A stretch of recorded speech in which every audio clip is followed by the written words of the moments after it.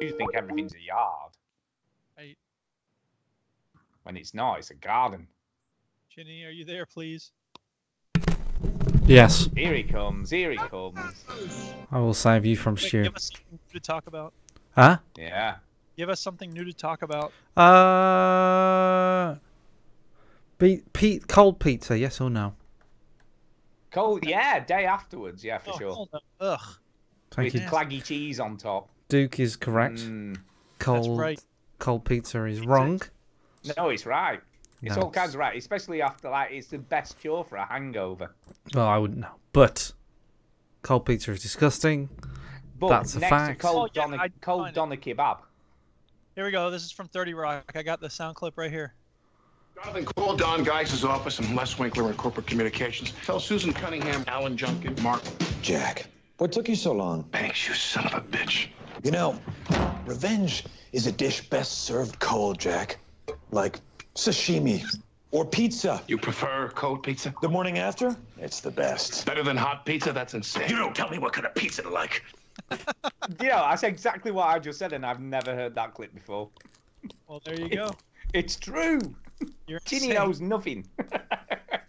Don't tell us what kind of pizza to like, Stu. Yeah, I like cold pizza. What's the matter with you? Are we ready to start? I don't know. Who Ginny? knows anymore? Let's start the motherfucking show, bitch. Any reason not to start, Chinny? No.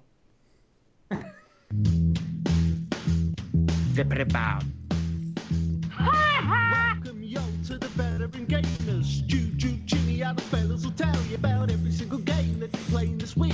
Oh, it's on! Reviews and an indie pick. Stu story time and Chinny's game breakers. Here comes Duke with the soundbite savior. Things were just about to start getting crazy going on. It's the veteran gamers. Outlaw country! Woo! It's the veteran gamers. Pork chop sandwiches. Yeah, boy. Chad Wooden wipes his ass with $600. So loud before you have to press repeat, yo. Jesus, oh how I love you, Jesus. Hello and welcome to episode 434 of the Veteran Gamers Podcast. Yay, 434. Coming at you with more. I'm Duke. I'm Stu. And I'm Chinny. Yep. Yay. Lifestyle.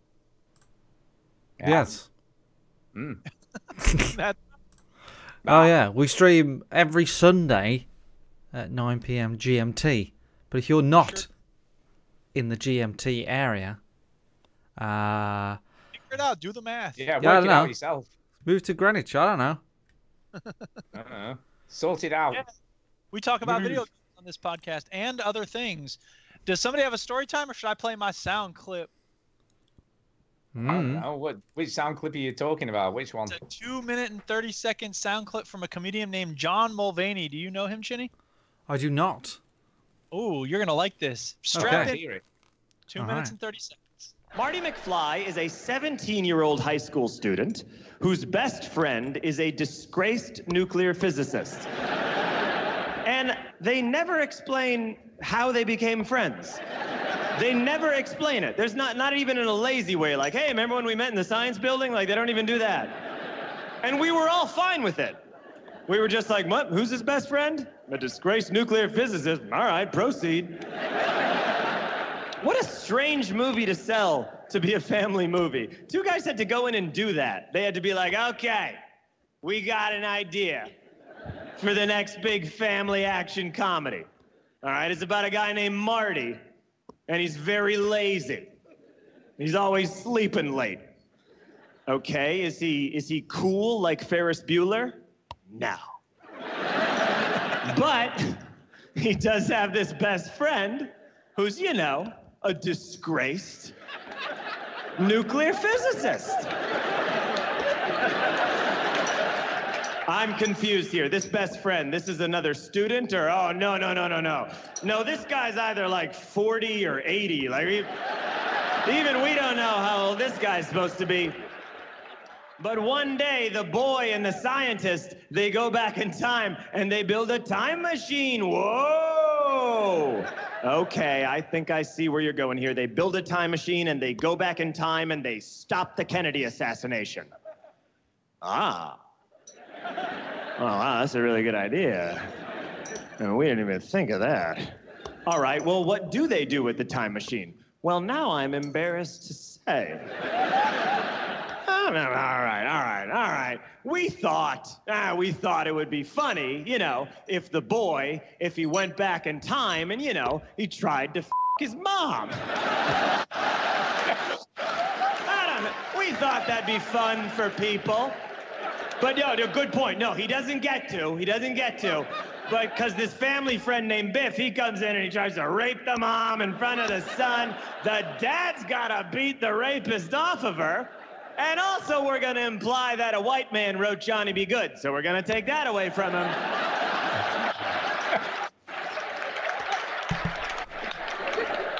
Well, this is the best movie idea I have ever heard in my life.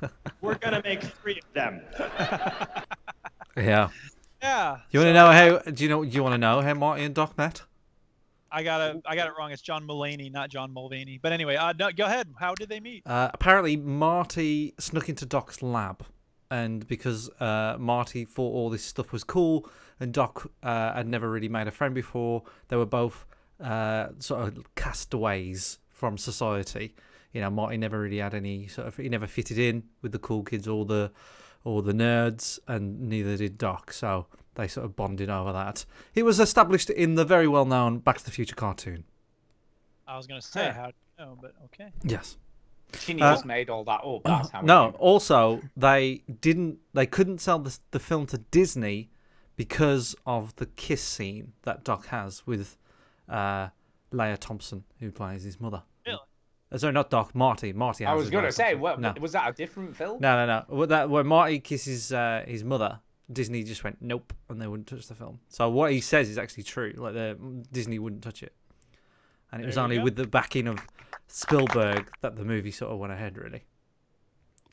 There you go. But you got to have that. It's a pivotal scene, obviously. Well, yeah, and they didn't know how to get out of it. They couldn't write themselves out of it. They couldn't work it out. And then one day they had the epiphany of like it's like kissing your own brother sort of thing, and then that's how they got out of it. But I know lots about Back to the Future. I'm a nerd. You are the Back to the Future wiki page. I am. Oh, here's the sound clip. Duh. How do you know? Yeah. Awesome. Yes, we. So that's sound clip. That we made a promise last week. Oh yeah, we're gonna start with the quiz. We're gonna start with a quiz. Yeah, Leo, we did. I forgot about that. We're starting. Start for the quiz. We play the shitty sound clip when it's time for the quiz. This whole show is topsy-turvy, upside down, frontsy backsy. So yeah. By the way, before we start the quiz, right? I went out with Lewis, who's a listener to the show. We're gonna start with the quiz, but first. Well, just a minute. No, it's only a very quick sound clip. My favorite time. It's story time. It's not a story, but he wanted to hear a sound clip that he's not heard for an eternity, and it's his favourite sound clip, but it's no relevance anymore. Okay, go ahead. Play My Game, bitch. So he wants to hear the jingle for that. Oh, yeah, that's a good game. Bitch. Yeah, bitch! Yeah, bitch! Play my game, bitch. Yeah, it's got the Breaking Bad connection. Yeah, bitch! Now, if you go to ribonucleicrecords.com and you look under the Indefatigable Neural System listings, and then you find the Citizen's Guide to Sonic Defense, you'll hear that song. I believe it's called Safe Alarm or something like that. That's from a song I made. So if you want to hear it without all the cursing, you can hear that song on that. It's a free MP3. I've always wanted to ask you a question about that particular jingle. Why are you in a very low volume going? That's the Breaking Bad connection underneath. It's kind of like something to throw in, isn't it? Yeah, we were talking about it, and we had all of us saying, "Yeah, bitch," and then I just. Oh, so that was part of the clips that you added. I see, because I thought it was when you were recording. I'm like, how's he ended up with that in a very low volume underneath it? No. Ah, I see. So there you go, Lewis. There you go. Sound clip for you. Special for you, that was. There we go. It's called Funky Alarm. And that's just a little taste of it. Go to ribonucleicrecords.com and you'll hear the whole song. Yeah, okay. We got to do this quiz. Quiz. Let's do the quiz. Right, so I'm gonna. Fuck. How does PowerPoint work? Right. Does PowerPoint work? It's working so far. This is brilliant. Yeah, give me a sec. Hang on. Right, I'm gonna do this and do this. I'm glad you don't do presentations for a living. I do. I'm doing one tomorrow. Right. Oh shit. Okay. Now, it's the similar quiz to last time. So this is going to go equally as well, I will say. It's a PowerPoint quiz, and if you're listening only on the audio, basically, this is a big fuck you to the audio listeners, because Pete, my brother, doesn't care about you. So by now, hopefully, the screen has changed on the stream, and the next time I press the screen, it will do its thing. So are you guys ready? I'm ready. I kind of think so. So you've ready? You've got to guess the next thing. So the next game. I already know what it is, but you're the first person to shout it. So you got to watch the stream. The squares are moving away. PUBG. Breath of the Wild. No. No, it's a golf game. Is it? No, it isn't. Yeah, it is. Is it not? No, it's a shooter. No, it's not. It's a shooter. Oh, it's thingy Fortnite, is it? It is Fortnite. Well done to Stuart. Yeah, good call. It is Fortnite. Quick little thing about Fortnite. Remember how I've got Jimmy and Madeline, my niece and nephew. You know, Jimmy has been on the show before. Well, I've got some bad news. Jimmy is no longer my nephew anymore because he likes Fortnite. So he doesn't like it. He loves it. I've disowned him as a nephew. It was nice having him. Goodbye, Jimmy. Okay, next one. So I'm going to start the next one, and safe to say, I don't quite know what this is. So this is good, but maybe you will. I don't know. It's the squares are going away. The squares are going away. It's going to be hard to get, I think, this one, but you may surprise me. Worry about my uncle. What? I don't world? even. What? It's not another You said world. a story about my uncle, didn't you? That's what you said. Yeah. I don't know what the hell this is. Oh, I know what this is. This is the thing on PlayStation. It's I can't remember what it's called now. Damn it. No, it's called. Oh no, it isn't that. No, it's not what I thought it was. Just say it. I don't know what it is. No, I said Chinny. Say it. I don't know what it is. Oh Christ! You don't know the answer. Oh, there will be answers though, won't there? Chat. What is it? Yeah. So that's a great start to the quiz. No, I think it is what I think it is. But Go on, say it then, and we'll put it. Well, if it comes to me, I'll say it. It may come to me as I'm thinking about it. I don't know what it is, but it might come to me later. Well, it might come to me. Somebody in the chat might get it. But no one got the second one then. Okay, I think I know what this one is, so let's go for this. I do know that. It's going to bug me now. So this is the next one. The squares are going away. What is it? Hey, it's a Star Wars game. No. No. Mortal Kombat, Street Fighter. You're not far off with Mortal Kombat. Salt Blade. No. Mortal Kombat 7. The one with the ice. Marvel one. DC versus Mortal Kombat. Nope. Oh yeah, Gravity Rush. That's what the other one was. Oh, Injustice. Injustice. It is Injustice.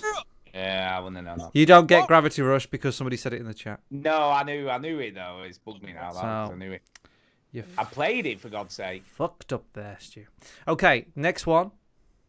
Okay, next one. Okay, here we go. Okay. It's 1-1. The score is 1-1. The score is 1-1. Now, this game is a very popular game, but there is something about this image that might throw you off. Because when I first saw it, I was like, oh, yeah, I do know what this is. Mario Kart Racing. It is Mario Kart. Well done, dude. God, how did you get that? Wow. Yeah, this is Mario Kart. The thing that I was talking about is the character that you're seeing isn't Mario. It's actually one of the Splatoon characters. So that's oh yeah, so it is. But anyway, so the next one. Man, he got it without even that. So I've started the next one. This is an interesting screenshot to use for this game, and I'm not sure.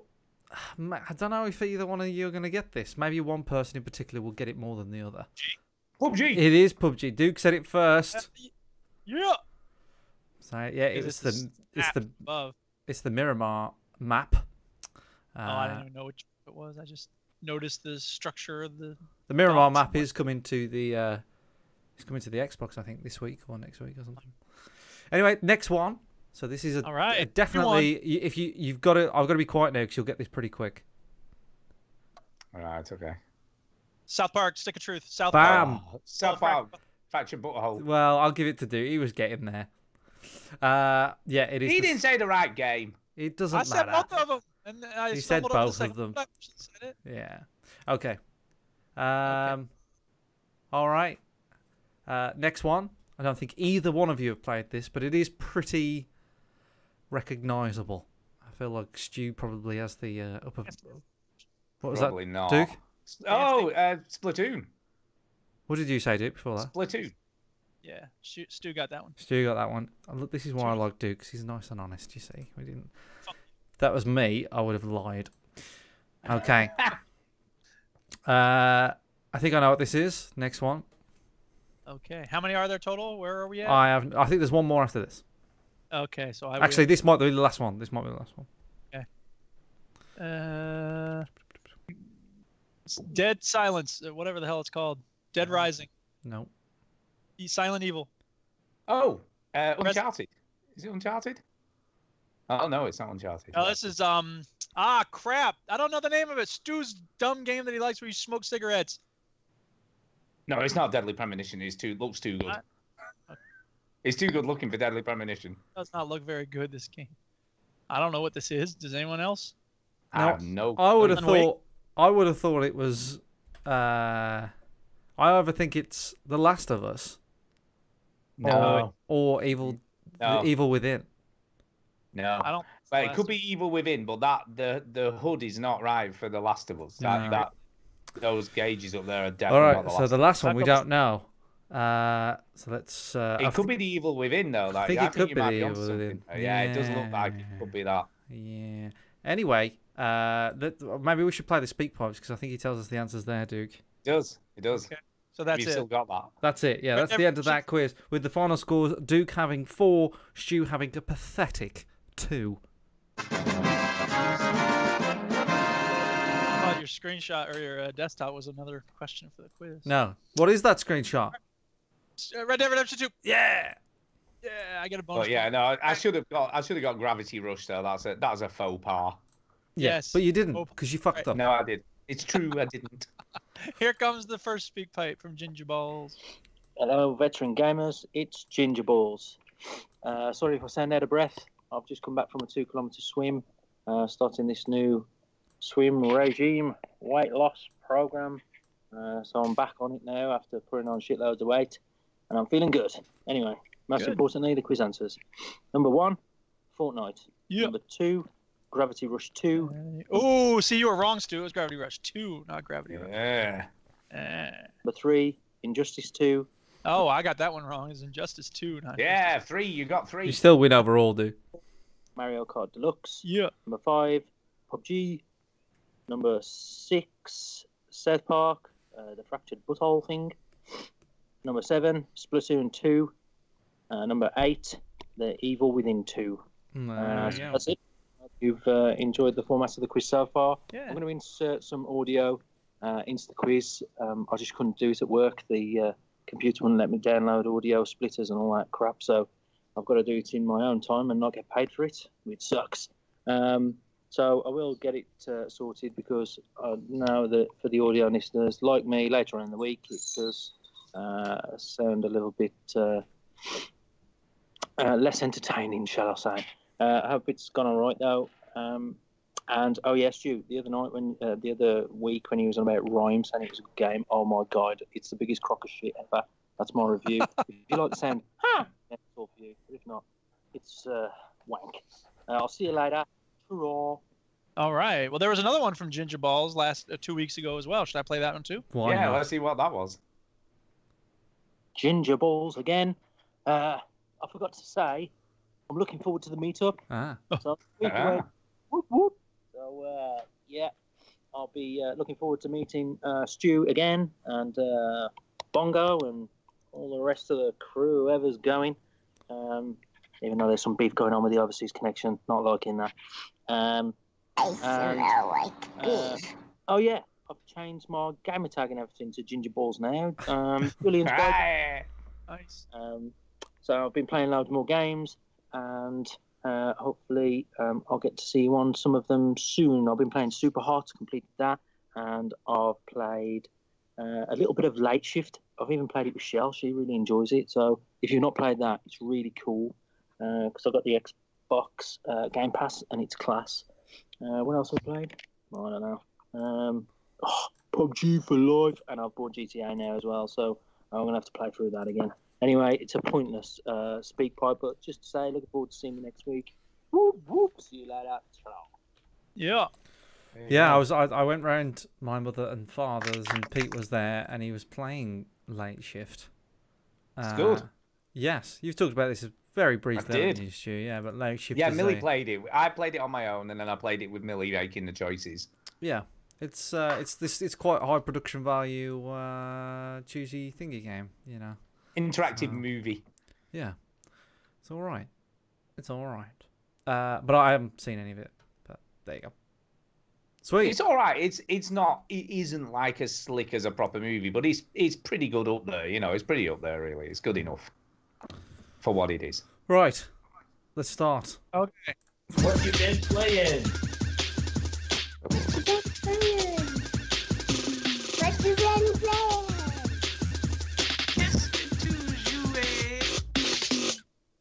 Round robin. Yeah. Round one. Chinny. Yes. Chinny. Yesy. Shall we get out of the way Detroit Too Human, and then Duke doesn't get too angry? Shall we just I get made rid of... that mistake. I've been editing the EGX video this week, right? And I say Detroit Too Human all the time. And it's not Detroit Too Human, it's Detroit Become Human. Right, I've just said it's become, and I've written it as that on my desk. I know. Yeah, Become Human. It isn't Too Human. Yes, this is exactly the same demo. So the Detroit Become Human is the exact same demo that was at EGX last year. So we kind of knew as soon as it started, I was like, "Oh, this is the similar demo that we played." It is. However, we now have it on, the comfort of our own homes, Stuart. Yeah. And no time pressures. No time pressures. No people standing around. No smell. No. And you can play it as many times as you want. You can.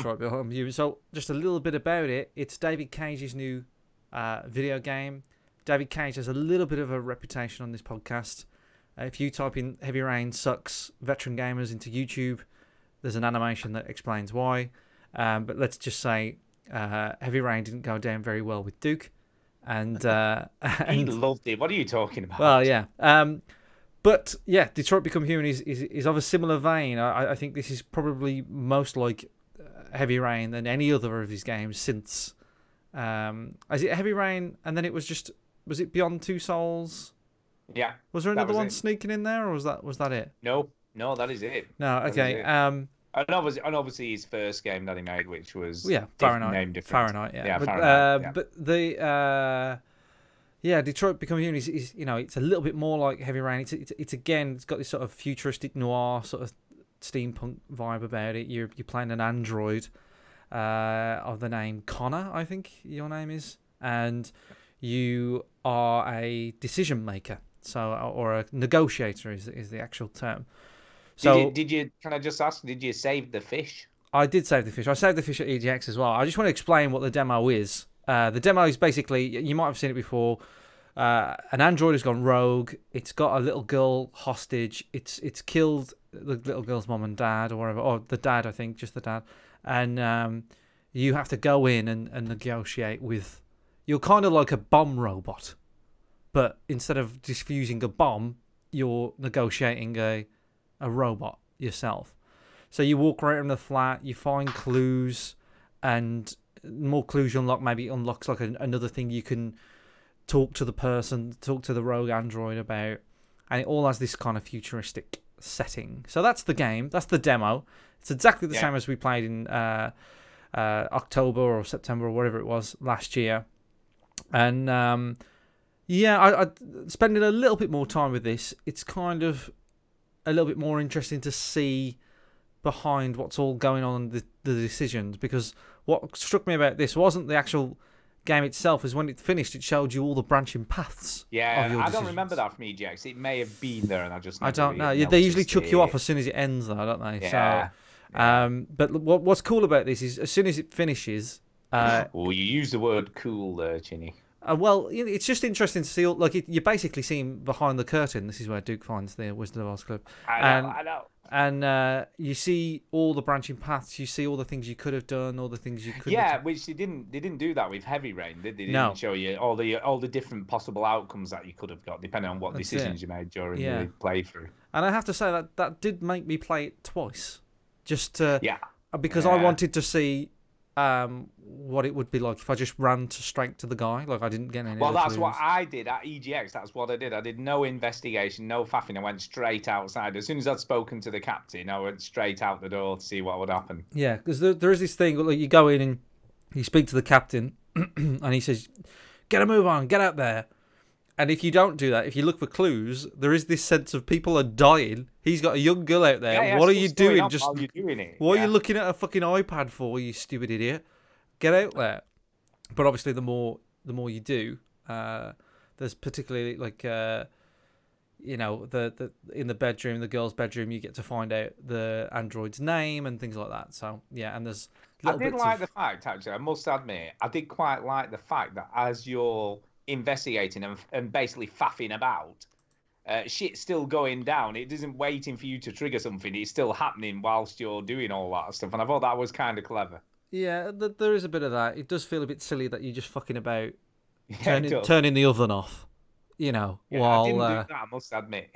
There's the oven's on, and he's like, oh, they were just about to have a meal. You're like, well, okay, great. No, I didn't do that.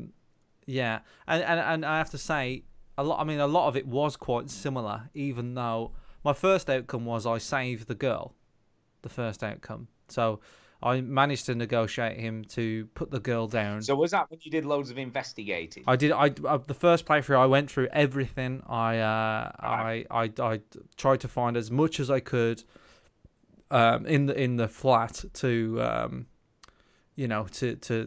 to get the best outcome, and I did get like 100%. Like there's a percentage bar that goes up and down throughout, and I got 100%, and the android put the girl down, and then a sniper shot him in the head, so he still died. Yeah, there is an outcome where nobody dies, isn't there? Yeah, I'm not sure how to get that. I have no idea, because I did the same as you on my first, because I only played it once. At EGX, I did the sort of just went straight outside. Yeah. And at home, I did the sort of investigated everywhere and looked at everything that I could find to look at apart from the oven. I didn't realise you could look at the oven. But like reconstructed what happened to the father, reconstructed what happened somewhere else, the gun thing. Yeah. Did all that stuff. And same as you, I got 100%, but he still got shot. Yeah. So... Yeah, I'm not sure how you do it. There must be a way. It must be a branching path on the dialogue. Yeah, but the second outcome, I went straight outside on the balcony, and I think he jumped off with the girl, and my character didn't die. But did you save the girl still? No. You see, in EGX, I did the same. I walked straight, but I still managed to save her. I grabbed her just as he was jumping. There's no prompt or anything to save her. But did you walk towards him? You see, at EGX, I I was right by him. So there's no prompt to save. But that must be a dialogue thing as well, then. Yeah, and at EGX, the outcome I got there was I sacrificed myself and saved the girl and killed him at the same time. Oh, I think that might have been what happened. Yes, I think that might have happened at so EGX. You grab the girl and then your momentum still sort of throws you off the. Throws you off with him. That's right. Indeed, you do. I don't know. I don't think this is going to blow any of us away. I don't think it's going to be anything more than another David Cage game. I still see all the sort of problems. The flaws. Yeah, look, dodgy dialogue, not great acting, but good good animation, good. There's lots of polish with the game. What it does okay, but with a game like this, your acting's got to be spot on. You know, it's got to be up there with like, you know, a game like what you're going to talk about, Stu. You know, like God of War or you know, or Uncharted, or you know, it's got to be right up there. And I feel like he doesn't particularly hire the best actors. You see, it's weird, right? Because I actually think Sony see this as like a flagship franchise that they have on the console, and yet, although there's a lot of investment in the tech and the design part of it and how they go about doing all that stuff and the graphics and all that sort of thing, you're right. It seems like they don't just quite invest enough. Well, how much of it is Sony and how much of it is David Cage? You know, when you make a game, obviously certain decisions have to be made on budget. You know, and I feel like wherever he's getting his actors from, he's getting them from the same pool of people. You know, the same website or the same agent or the same, you know, casting director or whatever. It doesn't really feel like he's getting a bunch of fresh talent for this. And I feel like a lot of his fall down is with his writing, dialogue writing, not so much concept. You know, I always feel like his concepts are pretty good, but like there's always some silly sort of conclusion or really odd sort of like dialogue that doesn't quite sort of put together well. And I don't think Detroit Become Human is going to be any different, to be honest. No, I think you're kind of right. I think that, like you said, that my biggest issue with David Cage is that he thinks he's like a Hollywood screenwriter. Yes, he does. And the problem is, he's not. He isn't. He isn't, and it's quite obvious that he isn't.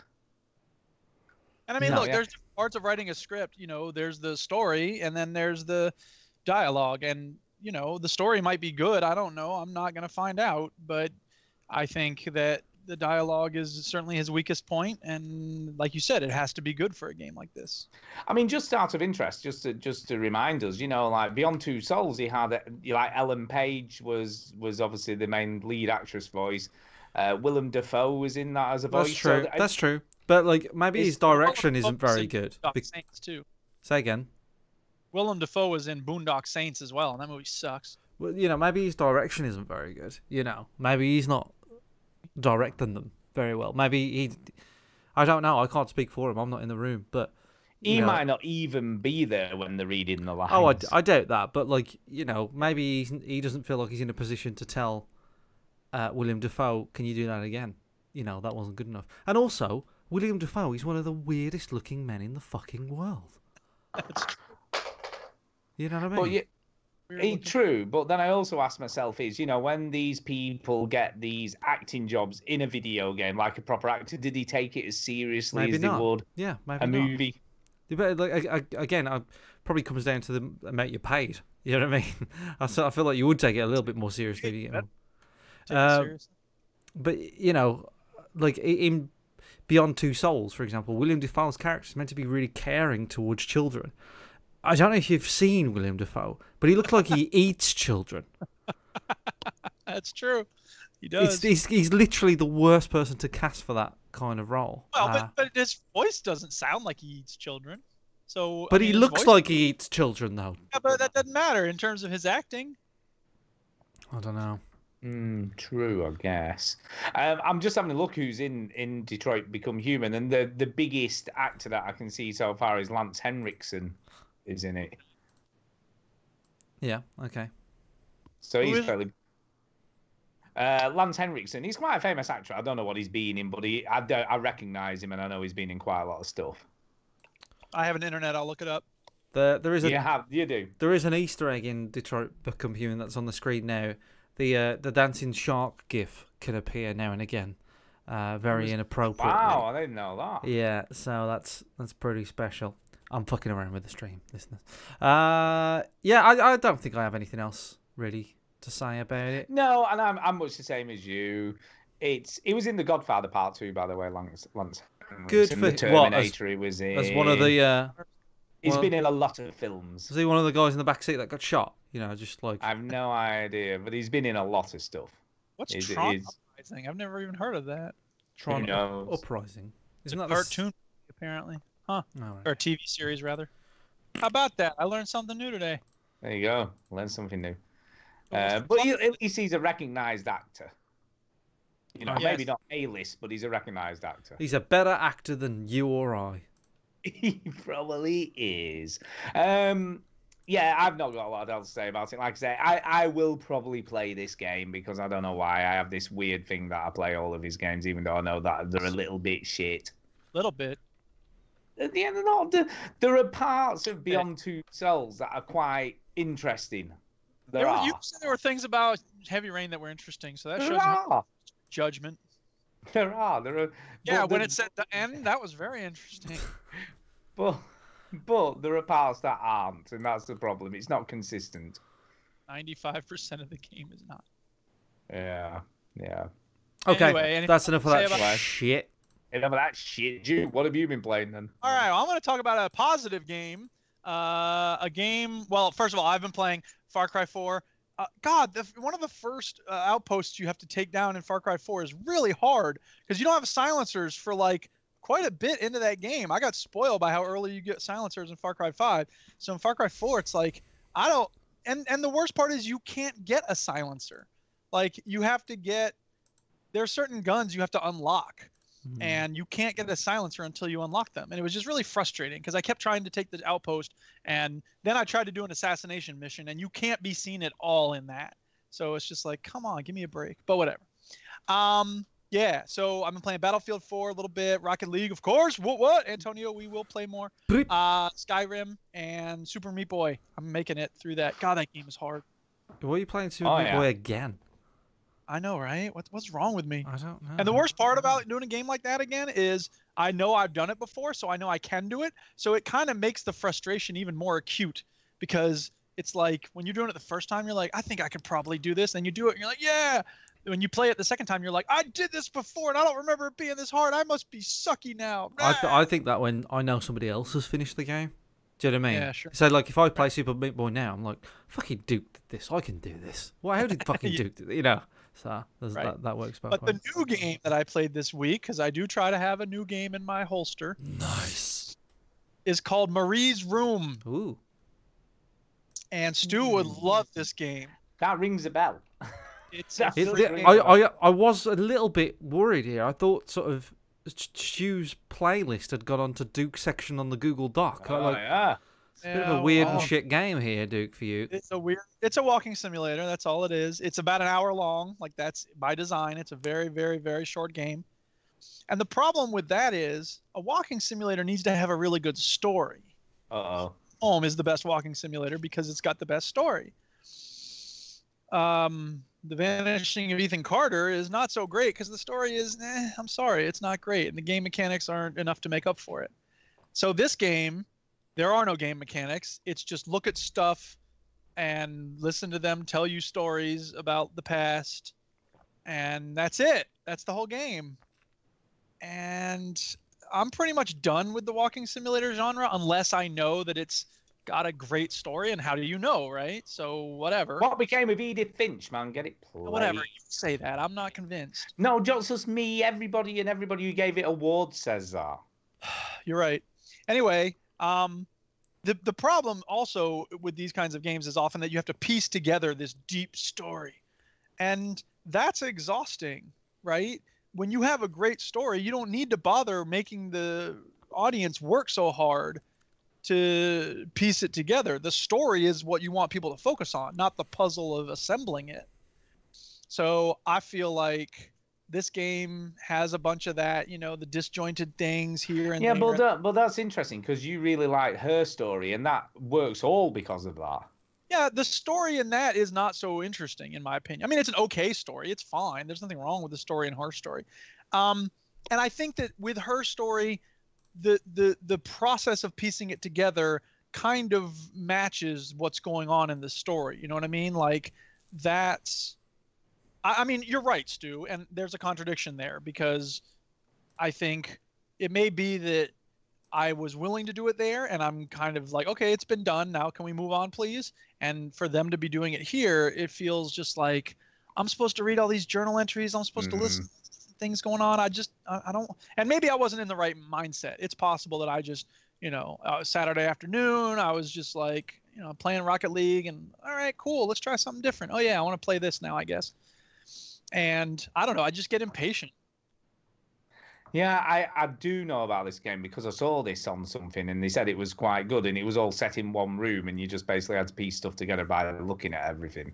That's correct. Yeah, I will definitely play this because I have seen it and I am interested.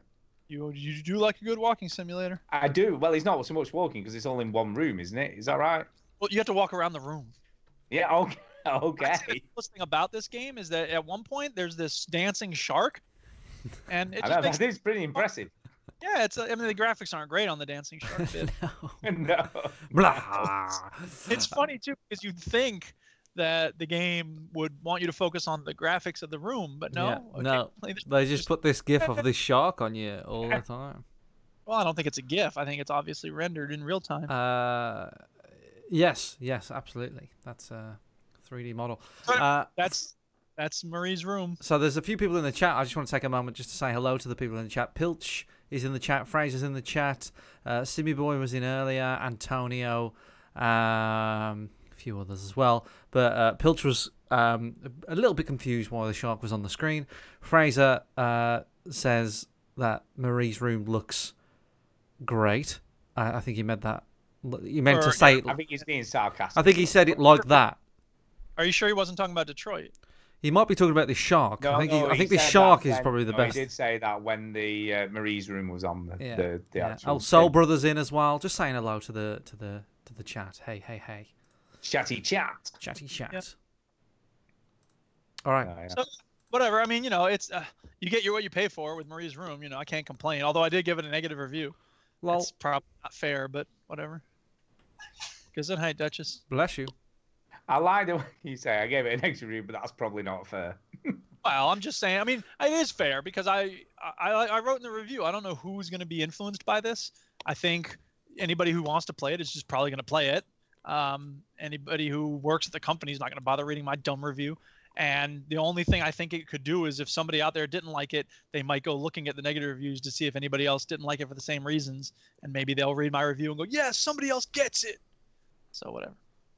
Well, I will give it a play for next week, and I'll tell you what I think. I will.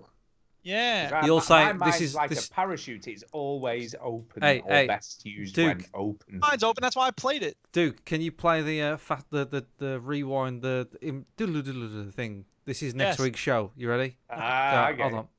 Flashing back forward. Flashing forward. Back to the I played that fucking Marie's room. It was great, but you should play What Remains of Edith Finch because it's better than this, you stupid American prick. I'm playing 2, which came out a week, months early, and for the PC, which nobody expected. By the way, in fact, the show this week is I'm busy playing Red Dead Redemption 2. So long, suckers. By the way, the future's horrible. All our eyelids have turned inside out. Can you believe how Donald Trump got impeached and now we have an awesome president? Are we going to go back to the present, Duke? It's amazing what happened in a week. The future's scary, man. It is. Who knew what could happen in 1 week? Let's move on from this terrible fucking game. Terrible. Yeah, Chitty, go on. What else have you been playing? Play the guess the game. What Chitty's playing? Finish this week. Oh my god. I don't know. What could it be? Where is it? Oh yeah, here we go. I got it.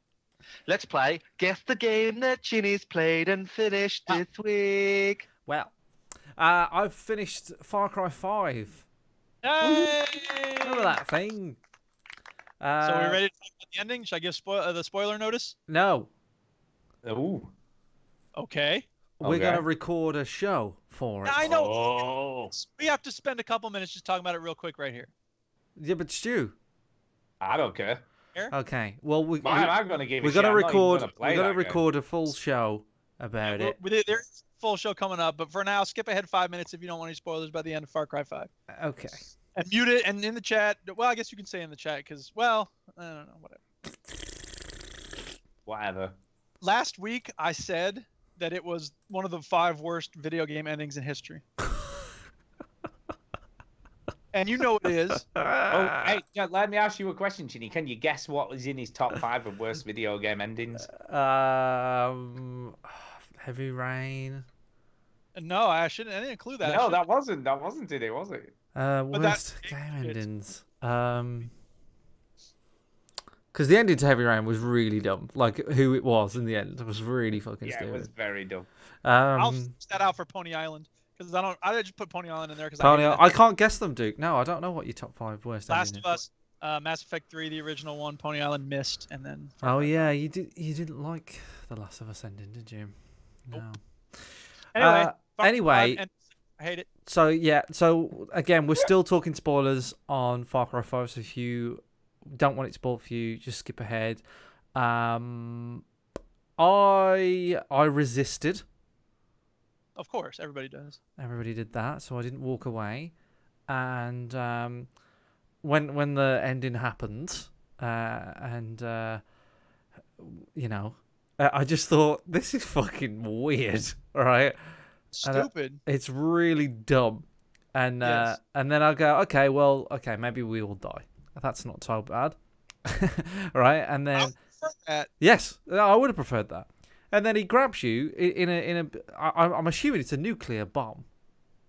Yeah. See, here's the thing. He doesn't set it off, Right. which I thought that he did. Well, he looks like he does. I know, but it's not. Apparently, there's all these certain radios that if you turn on during the game, Okay. like it's the United States and the Soviet Union they're about to go Right. to war. Whatever. Okay, I see. China. See, look, knows, but- that's the problem. A lot of the story is told through the radio. And to listen Yeah. to the radio, you have to drive. And whoever fucking driving in this game is insane because you get a helicopter and you fly everywhere. That's how you play the game. Like, everybody knows that. So that's weird. So, yeah, okay, that makes a bit more sense. But still, it's very conveniently timed. And also, if you're that close to a nuclear bomb, you're fucking dead. Yeah, exactly. You're dead. It's done. Like people who were in the nuclear bomb sites in Japan after the World War II, weeks after it landed, died of radiation. Years after it landed. So so you're in the epicenter of it. You're dead. And then they go You're into dead. a bunker, and you're like, you're my child now. So you just live with him. Like, what do? You just You're fucking immune to radiation. You just chat But to the each crazy other. thing is, when you go back to when you start the game up again later, the little map where it shows who's X'd off and who isn't. He's X'd off. Yeah. And Dutch is alive. So it's like, what is going on here? Yeah. So stupid. It is weird. I couldn't believe how horrible. I mean, like, it's not just dark and grim and dude, what a twist. It's like, it's just stupid. I'm frustrated.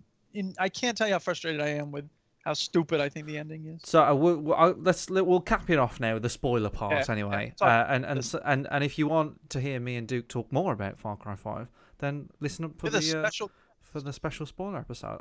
This is something I want to do. I haven't really talked to you about it, but I do want to do a little bit more sort of separate spoiler cast. So I know Stu's playing God of War at the moment, and I intend to. That's why I want to move on to that next. You see, Stu. So me and you can finish it roughly at about the same time, in decent time, because obviously, by the time we finish it, it's probably about the same time like other normal people like us who don't get it a fucking week early, unlike the press, will finish it.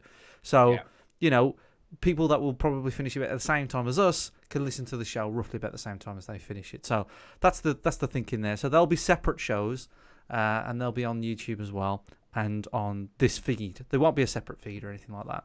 But that's something I've been thinking about doing more of. But anyway, to sort of cap it all off, I think Far Cry 5 is one of the worst Far Cry games I've ever played. It is one of the worst. It is the worst Far Cry 5. Of all games, it is. 5. This is the worst. It is one of the worst Far Cry games I've ever It's played. weird because the press.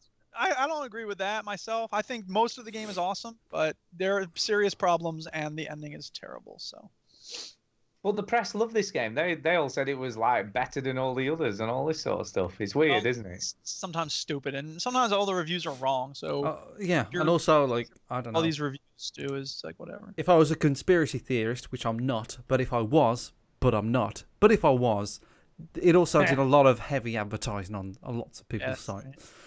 But I'm not a conspiracy theorist, so yeah, for sure. you know. What you're saying is it's a bit shit. Yeah, there's the other thing I'd mention as well. I was constantly waiting for this testicle mission to pop up. Right? Did you not do? And I played the whole game, thinking like, when's this? Because I remember watching you do it, dude. Yeah. On the stream, it was pretty early. It was just before you got Grace, and I got Grace like, one of the first things I ever did in the game. I was like, where's this fucking mission? And I was literally on the button to switch it off for good. Do you know what I mean? I'd finished it. I'd done all the little missions and stuff like that. And I was like, I don't know. And I thought I'll check out the arcade thing because I thought, well, I'll play a bit of that, see what that's like. And then I looked at it and went, no, this looks shit, so I'm not going to do that.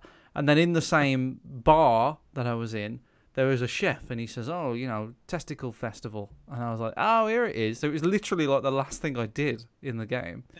And it was a chef that was pretty well hidden. Like, I looked on the map, and he wasn't on the map or anything. So I just kind of found him by chance. Yeah, it's interesting. There's the dude. Did you encounter the guy who's making the movie? Yes.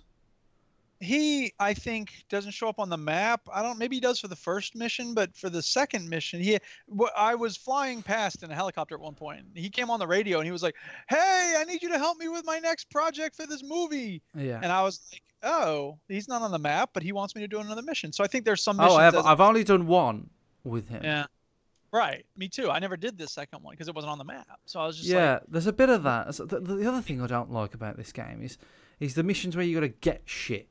Right, Yep. and there's one mission in particular, and it's for this chap who you can't understand. He just grumbles. I know. I love that guy. And I thought I quite liked it. Yeah, it was like subtitles on, and I'm like, I didn't turn subtitles on, and he's just like meat. And it would say, I need to get some good meat. So what you need to do for him is you need to run over antlered animals. And loot their roadkill. And they have to be roadkill. Have to drop over. And that turned me into a psychopath, that game. Because I was literally driving through forests trying to kill, deers and stuff. And I got that... You're going to hit trees and then have to stop. And you have to keep backing up and going over and that, up. That mission marker is all over the map. Because it's everywhere there are deer. And you're just like, fucking... It's just messing up the map. And I hated that having that on my thing. So I tried to do it and I couldn't do it. But if I'd have got that mission early, I probably sort of would have done it naturally. You know what I mean? I would have done it just anyway because I ran over a lot of shit in this game. Yeah. I don't know. I didn't like it. I feel like it sort of starts well. I didn't play as much of it in co-op than I thought I would. So maybe I would have enjoyed it more in co-op. But it sort of didn't really work out with me and Marsh. We haven't really played games together for a while because of life. So, yeah, I wasn't feeling it. I think 3 and 4, both have their flaws and their good points. I'm not quite sure which one I prefer out of 3 and 4. I'd have to play them again, but I don't think this comes even close. Yeah, fair enough. So that's my opinion of Far Cry 5. Yeah. It's a shame it didn't have a dancing shark in it. That's what that really made all of the difference. Really would have made crazy difference there. So yeah, good stuff. But I've got lots written down for the spoiler cast, Duke, that we can get into and we can talk the shit out of it. Get into the meat. We might have a surprise guest for that show as well. It's all kicking off. It is all kicking off. Well, I'll go next, I guess. Yes. I've obviously been playing mainly God of War this week. Ooh. I've sort of been playing in the main, and this game is very good. Is it good? Is it? It's very good. Is it good? Is it? It is. Is it good? Is it? I'm getting more into the meat of the game. Do you know what I think they do really well in this game compared to any other God of War I've played is the supporting cast that they've introduced. Boy. Yeah, boy. It's become a meme. It's very cool that they now have these other characters in the game, like that you interact with quite a lot, and speak to and do stuff. Right. which they never ever had before. You know, they've never had these other characters. It's always been just you against the world and against the other gods, and you just have to kill shit. Pretty much. Yeah. Whereas now it's suddenly changed, and you suddenly... It's just a more mature title. I just can't, you know, and I'm just starting to upgrade the axe now and stuff. And you can do all these cool finishing moves, and there's all these extra things that it introduces, the more stuff you do with it. There's not very onerous either. There's no crafting as such. You know, you're not fanning around collecting materials. You do get stuff that you need to upgrade, but you'd naturally just pick it up, you know, by opening chests and things. Yeah. And a lot of the money you get just from killing enemies, you know, you tend to pick up loads of cash when they drop it. So when you need to spend cash to upgrade it, it's not like you're searching out, or you have to harvest a certain this or a certain that. You just, like I say, you just naturally come across it just by killing enemies and just looting chests. And I really like the chests because they're always in positions where it's like every chest is like a little mini puzzle how to get to it. Yeah. Do you know what I mean? And I love the fact that they do that. And there's some chests that you just can't seem to get access to, and then you think... You sort of almost accept the fact that it's a little bit Metroid-y in so much as some of the stuff you can't get to until you unlock certain powers. Yeah, you unlock something, and then all of it. It's like in Tomb Raider, isn't it? Where you know you see these things throughout the world, and then you go, well, you ignore them, and then as soon as you got the thing that unlocks them, you go, I've been seeing these all the way through the game. It's a good feeling. It's always a good feeling.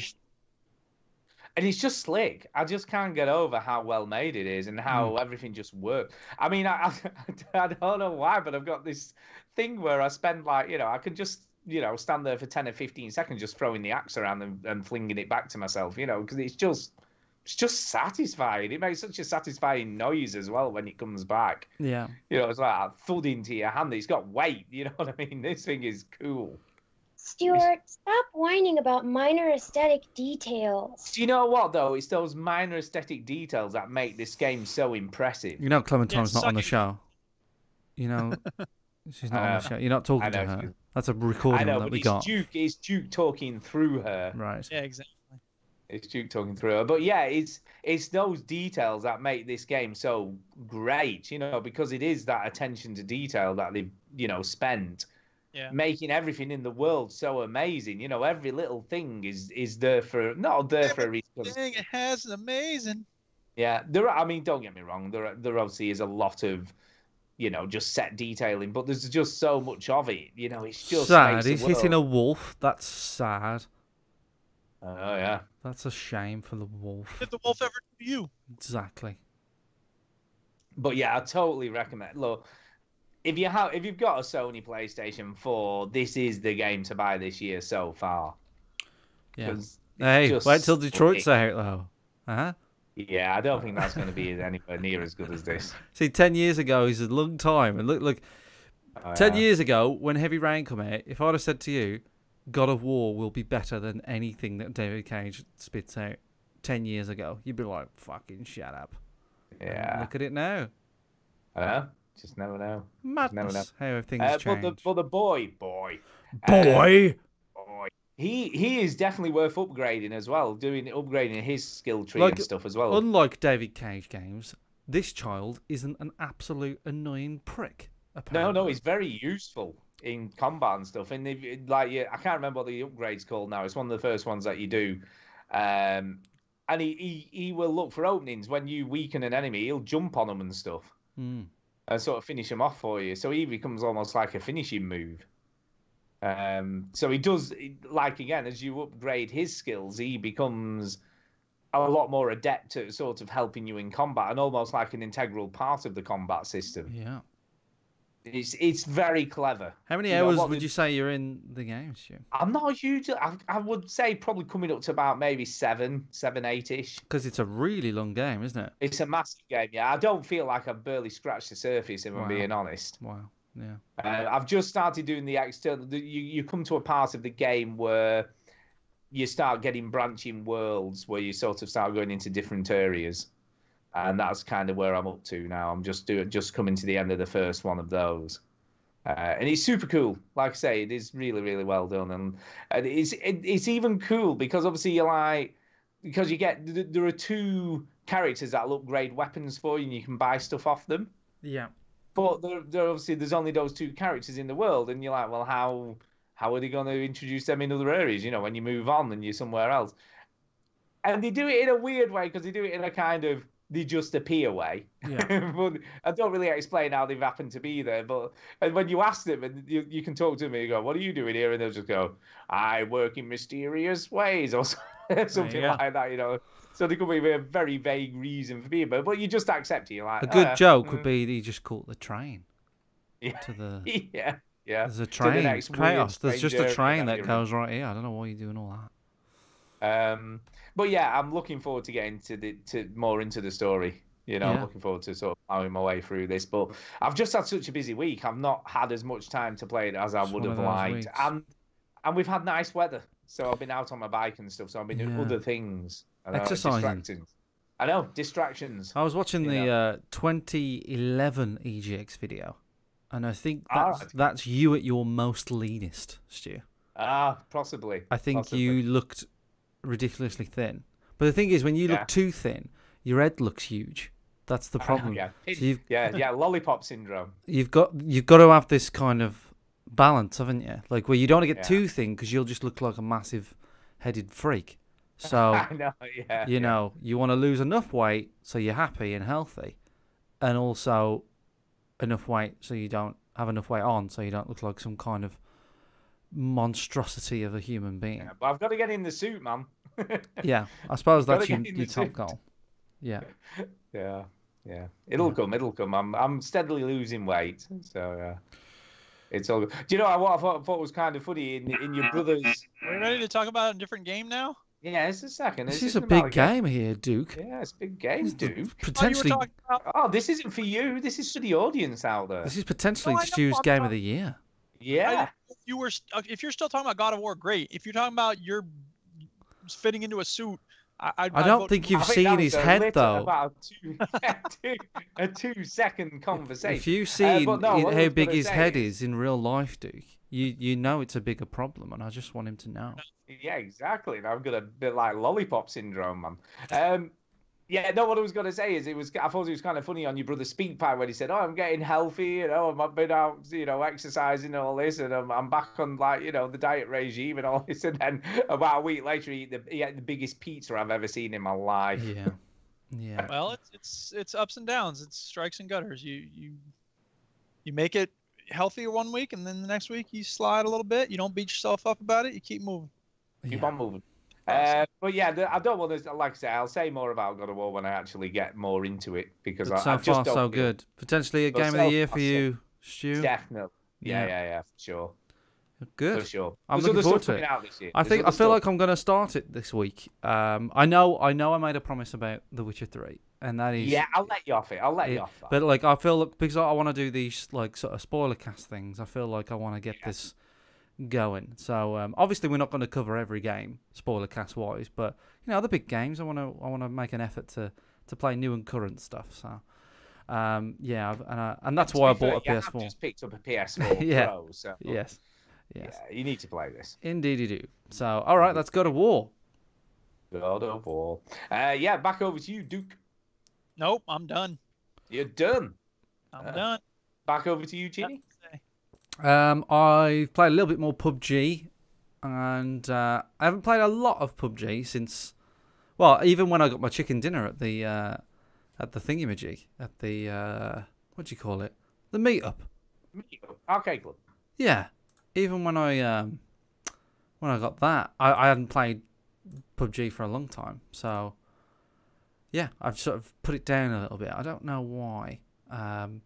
But yeah, I played a bit more PUBG, and I got a chicken dinner today. Yeah. But it was a duo chicken dinner. Still. But this is the cool thing about it. We didn't realise this until almost the last part of the game, but we got a duo chicken dinner in a squad game. So it was teams of 4 against me and Matt, and we didn't realise. And then say again. That should count double. Yeah, and I saw a team of 3, and I went, "That's weird. Why is there a team of 3?" And then I saw a team of 4, and I said to Matt, "I think we're in squads. I think it's just me and you versus versus teams of 4s and 3s and stuff like that. SpaghettiOs. So that's equal. That's just as impressive. So we were quite shocked. I think if we'd have known that going in, I think we probably wouldn't have got the chicken dinner, but we did. And yeah, chicken dinner, PUBG, still fantastic as ever. So that's something else I've been playing. Stu, over to you. Yeah, what else have I been playing? I went round to my friend's house who has the HTC Vive. The Vive. And he's also just bought himself a 4K monitor. Good for him. So he's like, yeah. So he's got one of those as well. Yeah, and he wanted to play the Rise of the Tomb Raider VR thing, and I kept saying to him, it's not Rise of the Tomb Raider in VR, it's basically just the mansion in VR, and you have to get to the mansion before you can play the VR bit of the add-on. And he was like, all right. Huh. So it's not like the full game. Like, nope. No, it's just like it's almost like just a little tiny VR game within the game. So anyway, indeedy do. We got Subnautica booted up because I took my Xbox controller around, because you can only play it with a controller, which is a bit weird. You can't use a keyboard and mouse on VR, which is just weird. But for whatever reason, it doesn't let you. And it's got some weird ways of controlling. So you can use the analog stick to look left and right, but you can't use the analog stick to look up and down. So when to go in a certain direction, you have to look in the direction that you want to go in with the VR headset, which I thought was a bit strange. Yeah. Do you know what I mean? Because I'd rather have just used it as a screen and just used the analog stick to, look in the direction I wanted to look. Because when you go back to Surface, you have to look up at the ceiling, basically, the room you're in to do it, which I thought was a bit odd. The other issue is he has a pretty top-end PC. He has a 1080 graphics card in there. He's got like 16 gigabytes of RAM, like the latest type of RAM. His processor's probably the oldest thing in his machine. He could probably do with a newish processor. But other than that, it's a pretty, full-on rig.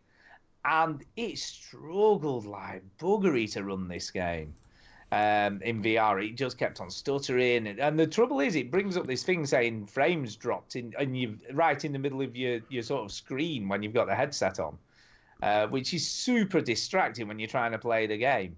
And obviously, this big black box keeps going frames dropped or whatever, and Battlefield 4 does that, but they have a little icon on the right side of the screen that's like, you're dropping frames, and I'm like, I don't care. Don't tell me that I'm dropping frames. It's more distracting to have that icon than it is to actually lose frames. Yeah.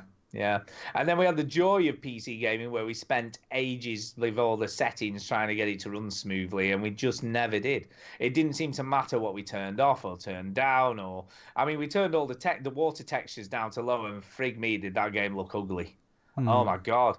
It was like when you turned all the water like the wave textures down to Z, like to the lowest setting, they were just like diamonds. Just like flat diamonds, the sea. It was just a weird. It looked like Lego sea. Yeah. It was very, very weird. It was fine under the water, but the surface just looked all kinds of odd. But it still didn't fix it. It still had the same issues. So, yeah, PC gaming, people. It's great. Well, VR gaming. VR gaming. VR. That's the problem, is because it's trying to render everything 360. That's why. Yeah, and also it's got to be so much resolution per lens. Yeah, so it's rendering it twice, all the way around, for a worse experience than playing on your fucking mouse and keyboard. It was, that aside. But once you had it was amazing. Yeah, I was going to say, that aside, it was very cool to swim underwater with all these weird-looking creatures. Terrible, stuttering frame rates. It was amazing. Yeah. Apart from the epilepsy that I suffered. Yeah, the stuttering frame rates were a bit weird. Awesome. Yeah, it wasn't great. It really wasn't great. But it did, if it was running smoothly, it would be cool, to be swimming around. And when you get into the dark caves, it is pretty creepy down there, and there's obviously shit that's attacking you and what have you underwater, and you can't see what the hell's coming. But yeah, I actually do think you would like this game, Duke. Well, I'm sure I would once I get around to it. Yeah, regardless of VR or, just in normal mode. Well, yeah. I think you would enjoy it. Normal mode. Normal mode. Anything else from you, Chinny? No, nothing from me. Nope. The only other thing we tried, like I say, was Rise of the Tomb Raider, but obviously you had to play the first bit. Rise of the Tomb Raider. frig me, I had forgotten how good this game looks. Yeah. And it looks super amazing in 4K. I've got to say, we maxed out pretty much every setting bar one. And it ran smooth as anything, and it just looked incredible. So this is where you're losing me and Duke. We don't care about that. I know, but God, this game looked good. Like the again, reflections, we don't care the about sunlight, the bloom. It just looked incredible. Really did. Brilliant. But I said to him, he's not really into third-person action games or anything like that. I'm like, just play it. I said, you probably really enjoy it. Give it a go. That's you never know. That's great. Yeah. The bloom. The bloom, the sunshine, the first Tomb Raider sunsets. was better. The first reboot one. Yeah, better story and stuff. But this definitely graphically is a much better looking game. It's amazing, looks amazing. So are you looking forward to this year's Tomb Raider, Chinny? Yeah, I am. They've been. I saw a trailer. I was like, there's been a few gameplays this week. They promised that this is going to be the darkest one in the trilogy. I'm like, whenever anybody says this is the darkest one of something, I feel like I get it leaves a bad taste in my mouth a little bit. I just get a little bit, oh god, like here we go. Like I don't want to know anything. You know what I mean? Just give me a cool trailer. I've not looked at anything. I mean, I've seen that there's been a lot of stuff out this last week or so, and I've just been ignoring it all. Just give me a sick trailer, and like Lara Croft is back. And she's fucking pissed, and that'll do. That's all I need. I don't need much to play it. Like, I love the Tomb Raider games. I always have. And I do plan to play the original ones again at some point. Who knows? I might stream it. But I don't need a lot to be convinced to play it. So don't give me this shit, you know what I mean? Of like, oh, it's going to be the PR machine. Man. Maybe she'll die. I'm like, she won't die, you fucking twat. But this is the trilogy to an origin story. So I'd imagine there's going to be another trilogy about like, I don't know, a normal story. 30 years in the future. Maybe. I don't know. It's fine. I'll play it. It's coming out this year anyway, so we'll find out. Yes. It is coming out, and we will find out. Putting news first. Look at that. Duke trying to move the show on. Look at him. I know. I noticed what he was doing there. Talking of news, did I mention that a date has now been given for Forgotten Anne? Did I mention this? A, no, you didn't. And B, what the fuck is Forgotten Anne? Oh, my God. Just tell us. What is the histrionics? When we were at EGX last year, it was both mine and Rob's game of the show. No wonder. Which was... Why what are you trying to say? Oh, you and Rob. What game is it? God. Basically... You spent 5 minutes chewing people out for not remembering what game you loved the most. Basically, it's a game about a lady called Anne who gets transported, I'm not sure how, to this place where everything's been forgotten. So it's a place where everything that's forgotten goes to. It sounds a bit weird, but... Like Furbies? Like Furbies, correct. Yeah, anything that everybody's forgotten about, that's where they go. Tamagotchis, yeah. Yeah, Tamagotchis might be there. But it's done in this really cool anime art style. What about Adam Sandler's humour? Where's that? Adam Sandler's humour, I don't think that's out. No. I don't think that's out. But yeah, it's out on May 15th, and it looks incredible, and I think it's going to be amazing. And it's got these really amazing looking anime cutscenes and stuff. Oh and my god, I want to die. It looks super cool. It just looks amazing. It looks like... Yeah. I'd say no. Right, let me break down Stu's bullshit here for people that for people that want a little bit more. Then it looks amazing, right? Let me give you this. It's fucking Limbo with anime, right? Yep. There you go. Bye. I don't think it is anything like it's Limbo. Fucking Limbo with anime. Is it a 2D kind of platformer type of game? Yes. Yeah. So I'm asking Stu, is it? Yes. Yes. Does it have kind of ethereal graphics and it looks like people die a lot? Not really, no. Graphics. It looks more like an 80s cartoon, if anything. That's kind of the art style. There is ethereal themes. It looks like 80s anime. 80s anime, 2D, Limbo, nonsense. I don't know where you're getting where the hell you're getting any limbo. Because it's 2D and it's all like, well, like every other fucking side-scrolling platform. To be fair, Let me just finish. So, are you saying fucking Mario is like limbo? Is that what Mario is a piece of fucking art? Super Boy is a lot like Limbo, except knob. Right. It's like fucking Limbo because it's in 2D and it's a side-scrolling. Mario is a work of fucking art. Okay, Stu. It's like Super Meat Boy. Did we mention that as well? Because that's 2D and side-scrolling. Oh, also, you didn't mention the big fuck-off shark that appears in the middle of this game. Spoilers. Really? Do you know, Chidi, normally I respect your opinions, but on this case, you're talking bullshit. Normally, I would listen to you, but now I'm not going to. Spoilers, there's a big gif of a shark in the middle of the game. Anyway, when does that come out, Stu? 15th of May. So that's brilliant. So I'll look forward to playing that. I'll look forward to pretending to be ill for that show. But yeah, that's my next purchase. So I'm going to get God of War done before that happens. Get and it that's not done. that far away. Get it now. fucking done. I do. I need to get that done. And Yakuza 6, I've got that. I need to get that No one done. cares about what you got to get done. Putting news first. This isn't what you've got to get done. Show, What's Stu. new? I've got to do the washing. You know. It's like, all right. God of War collection. God of War Collector's Edition map hides a secret. God of War is an enormous game. God of War collection. I thought they already did a God of War collection for the PS3. No, collector's edition. God of War is a big game, so it's likely there's plenty of hidden secrets throughout. And because this is the internet, we have to tell you about all those things rather than for you to find out for yourself. The spoilers ahead. I don't want to read this, Stu. No. Stu, Let me explain what this is. Explain the thing that you don't want to get spoiled, Chinny. Come on. Basically, in the collector's edition, you get a map. Within that map is the location of a treasure within the game, and that's basically it. It's not anything to do with the story. Yeah, but like that article had spoilers in it, so I couldn't read it. Oh, it possibly does. Yes. I guess so it possibly does. There you go. There's a thing in a fucking map. Brilliant. Well done, God of War. Hey, guess what? This version of the game has a special treasure in it. Aren't you glad this basically lead you, but also it's really hard to do to actually get what you need to do. Shut up. Right. PUBG news. PUBG. That's what it is. 15 people have been suspected of developing and selling PUBG cheating software have been arrested. In a post on the PUBG Steam page, PUBG Corp announced that it's been gathering information on hack developers and sellers. It was working with various judicial authorities to catch the culprits and succeeded earlier this week. On April 25th, 15 suspects were arrested for, quote, developing and selling hacking/cheating programs, end quote, that affects PUBG.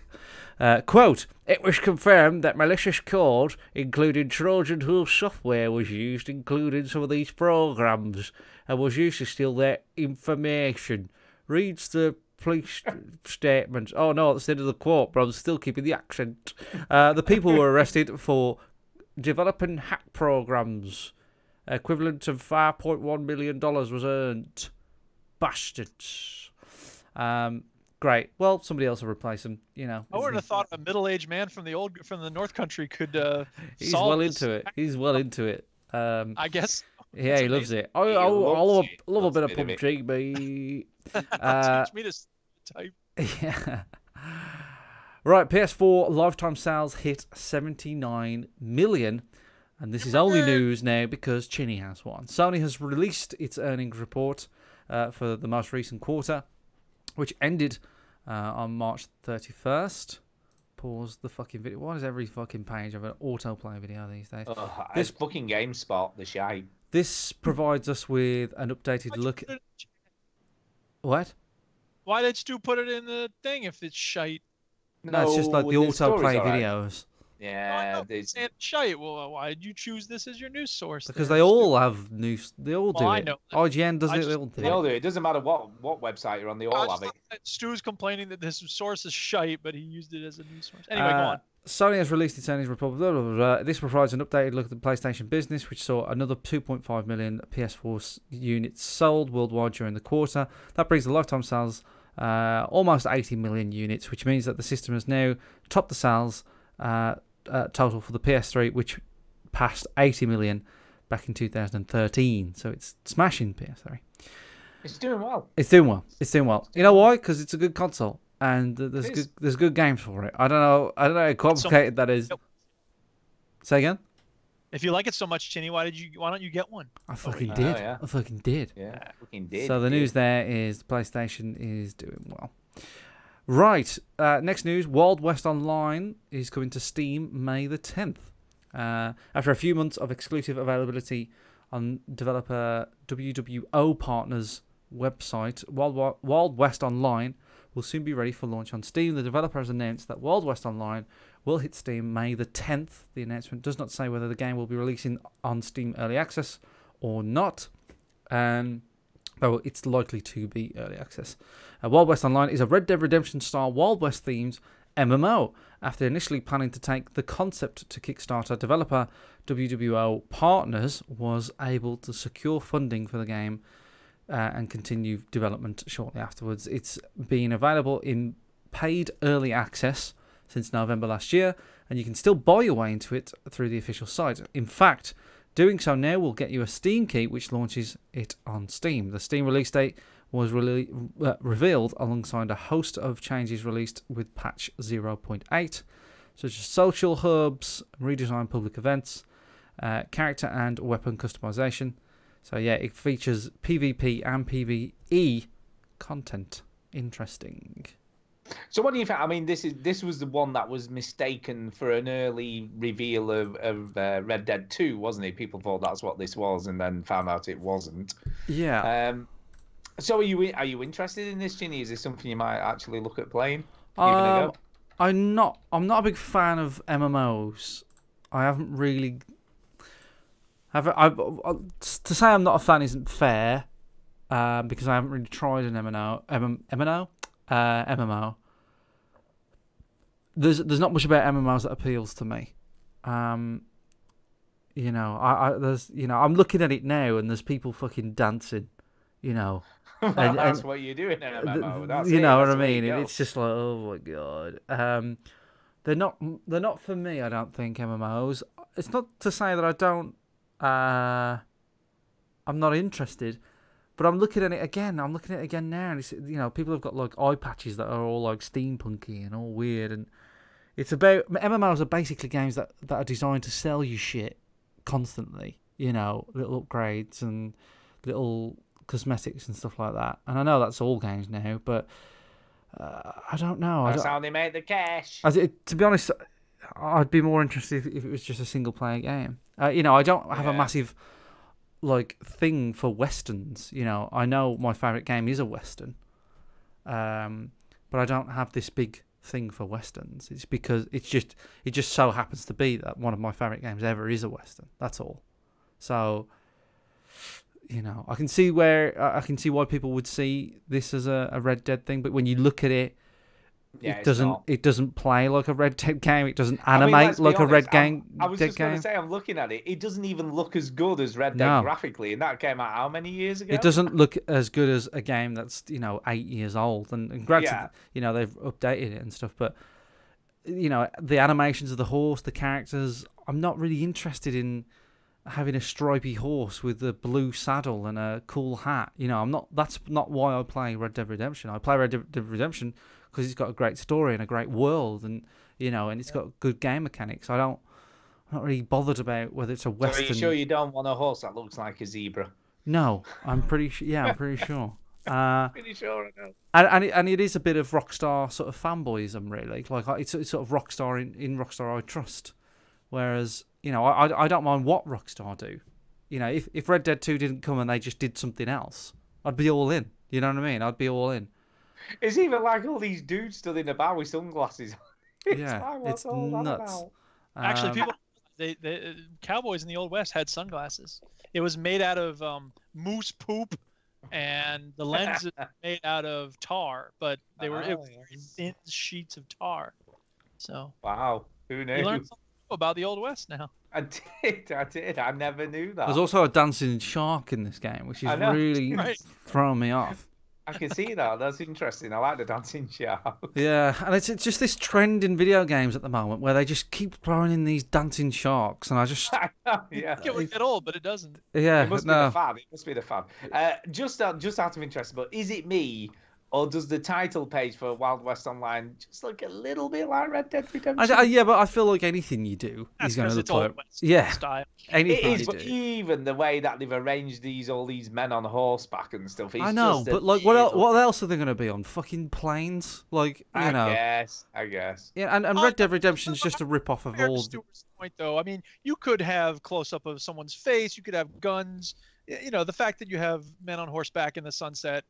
Okay, I think that's fair. A criticism. Yeah, it is a little bit. It's borrowing from the popularity of Red Dead. There's no. But there is a bit of that. But also, Red Dead borrows from the popularity of all the spaghetti westerns that came out. Of course, but that's a different audience, though, isn't it? This is the video game people we're talking about, and you know, Well, they're both borrowing from each other. yeah, of course they are.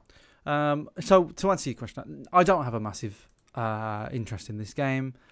I feel like if it came out and the masses said no, this is brilliant, then I'd start to listen. But I don't feel like. I mean, I know it's got a paid access, and I haven't really heard anything. And you figure like the people that are paying for it. Yeah, you'd have thought there'd be more news or A little bit, yeah, a little bit more hoo-ha. And I'm sure there are people playing it and stuff, but I don't know. Not for me. Not at the moment, anyway.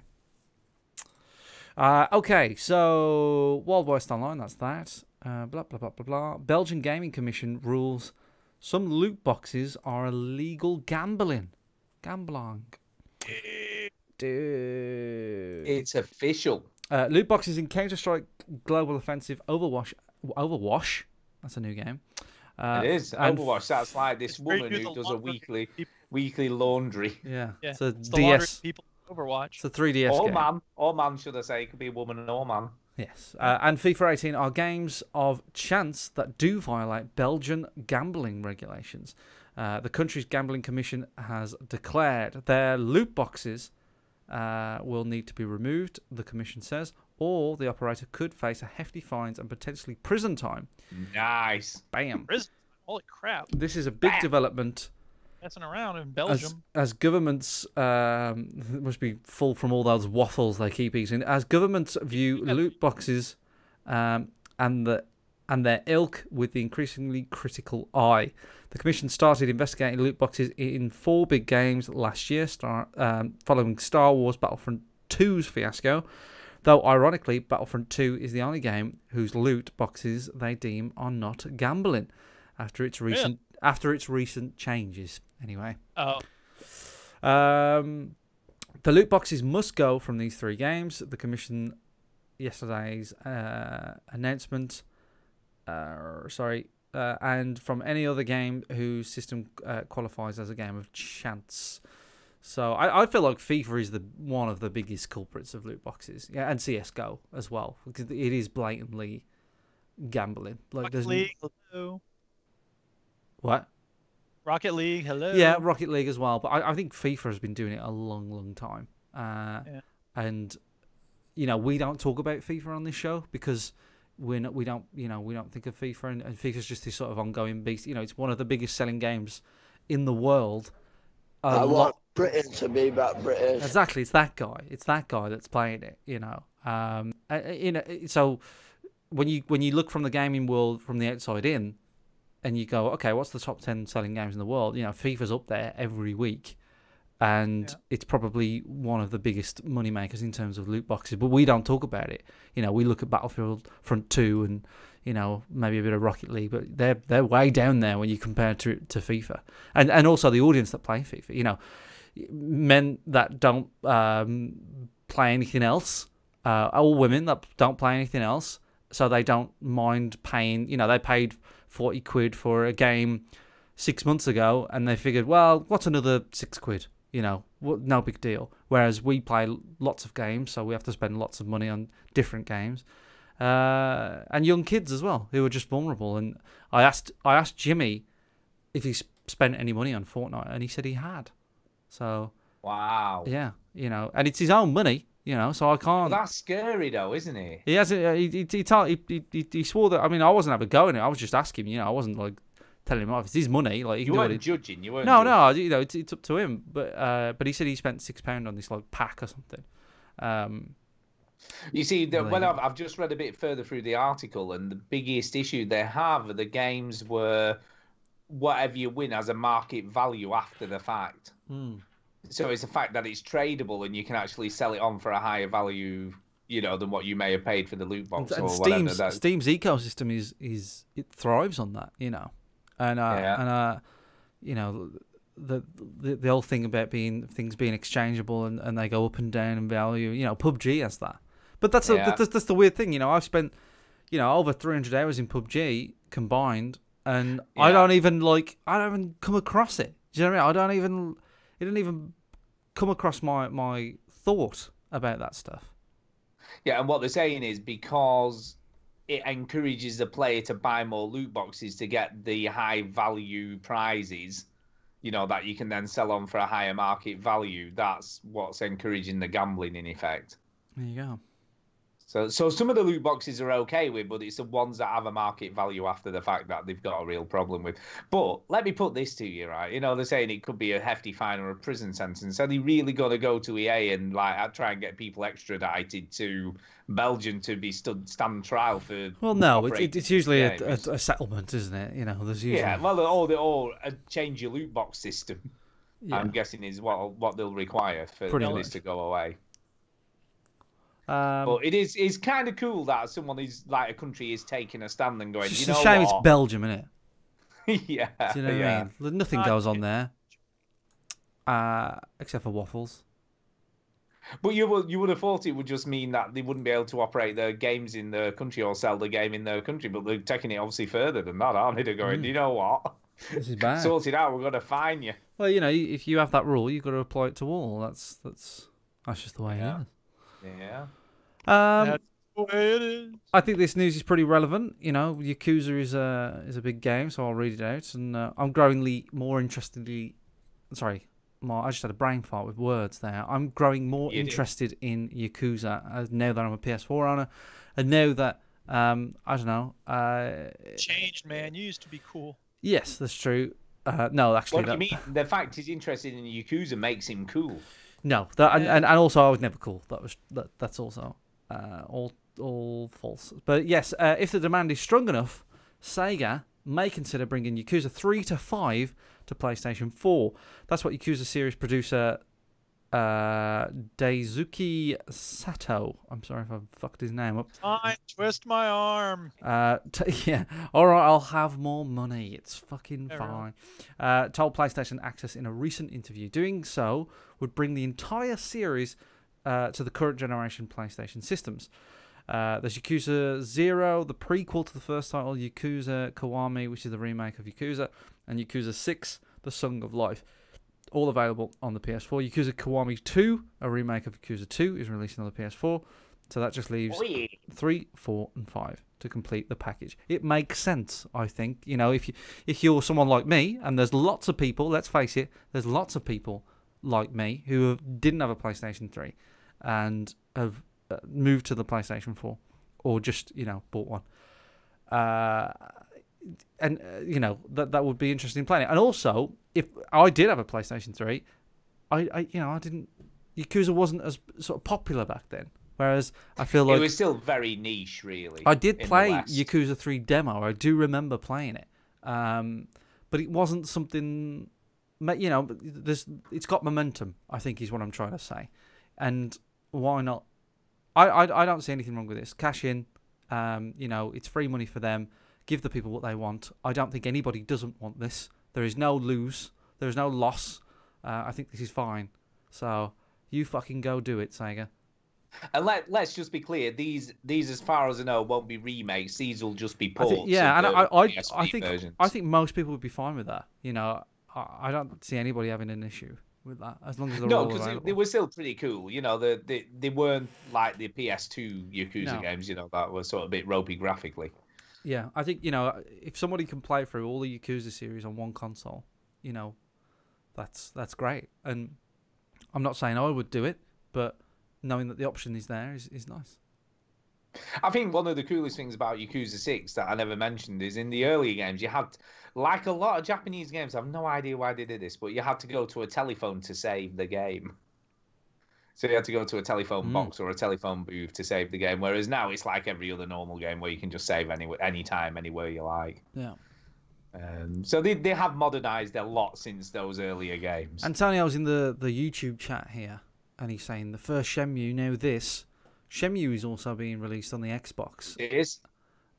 Is it on the PlayStation as well, Stu? I don't know. It is. Yeah, as far as I know, yeah, it's definitely coming to PlayStation. I just want to. I don't want to knock you here, Antonio. Right, and I know this from recent events. Right, that is a shit game. Like there is no way about it. Shenmue is bad. Yeah, it is. It is. But people back loved it. in 1997 or wherever it came out, it was amazing, right? And I played it when it came out. It was like, holy shit, there are games in this game. Wow, that's amazing. You can just walk around this town, and it's all good. Yes, I will. Yes, I don't know where the sailors are. Have you seen any sailors? But that game does not hold up in 2018, I'm afraid. But hey, who am I to take it away from you, Antonio? Who am I? Just who are you? Don't cry when Who are you? Don't convince. What you shouldn't do, Antonio, is lie to yourself. Because when you play it and think this is good, like I like how quirky and weird it is. No, it's shit. Just admit it. Anyway, you have any interested in? I played them on the PS3. I don't think I finished all of them. I think I finished 3. And I got about Shenmue. halfway through. Shenmue. No, God, no. I thought you meant interest in Yakuza, the early Yakuza game. No, I've never played Shenmue, no. Antonio says it's fine. PUBG looks like, on the Xbox, looks like it's from the Dreamcast. It does look like, it looks like an Xbox original game. I will give him that. But it's fun. I don't know. That's not a shot at me. I know that. I don't know. You agree? I agree. I have it on the PC. It looks like shit on the Xbox, but it's still fun. I still enjoy it. But Shenmue isn't fun. Shenmue is awful. Yeah, I must admit, I'm not really that interested in the new Shenmue game that they're making. Shenmue is like a comedy game, but it's like The Room. It's like the movie The Room. That's brilliant. That's good. Yeah. I think what's interesting is that a lot of the developers from the Shenmue studio went on to make Yakuza, and they're pretty highly acclaimed now. So, you know, who knows? Shenmue, probably not. Right, that's it for the news. That is news. Hey. Right. Oh God Almighty! There's loads of emails that have come tonight.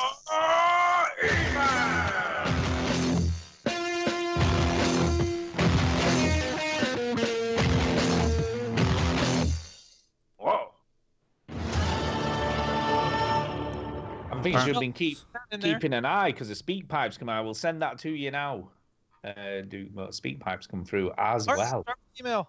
Oh my God. There's one from Lewis that came just after we finished the show. I don't know if you saw that. I've got that. Yes, okay. I have that one. Just checking. And then there's been a few tonight, so I'll just pop that. You read out Lewis's then. Yes, I will. And I sent one to Duke that he might want to read out. Yeah, I got you.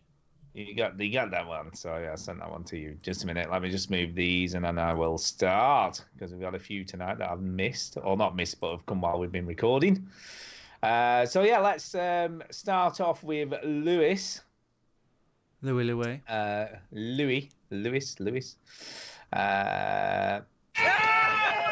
Sorry, while you're getting that ready, here's the audio. Thank you, Antonio.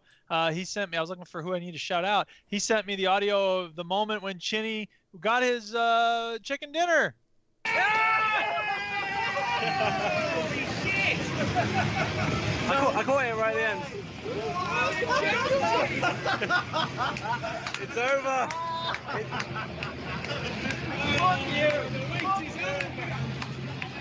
Yay.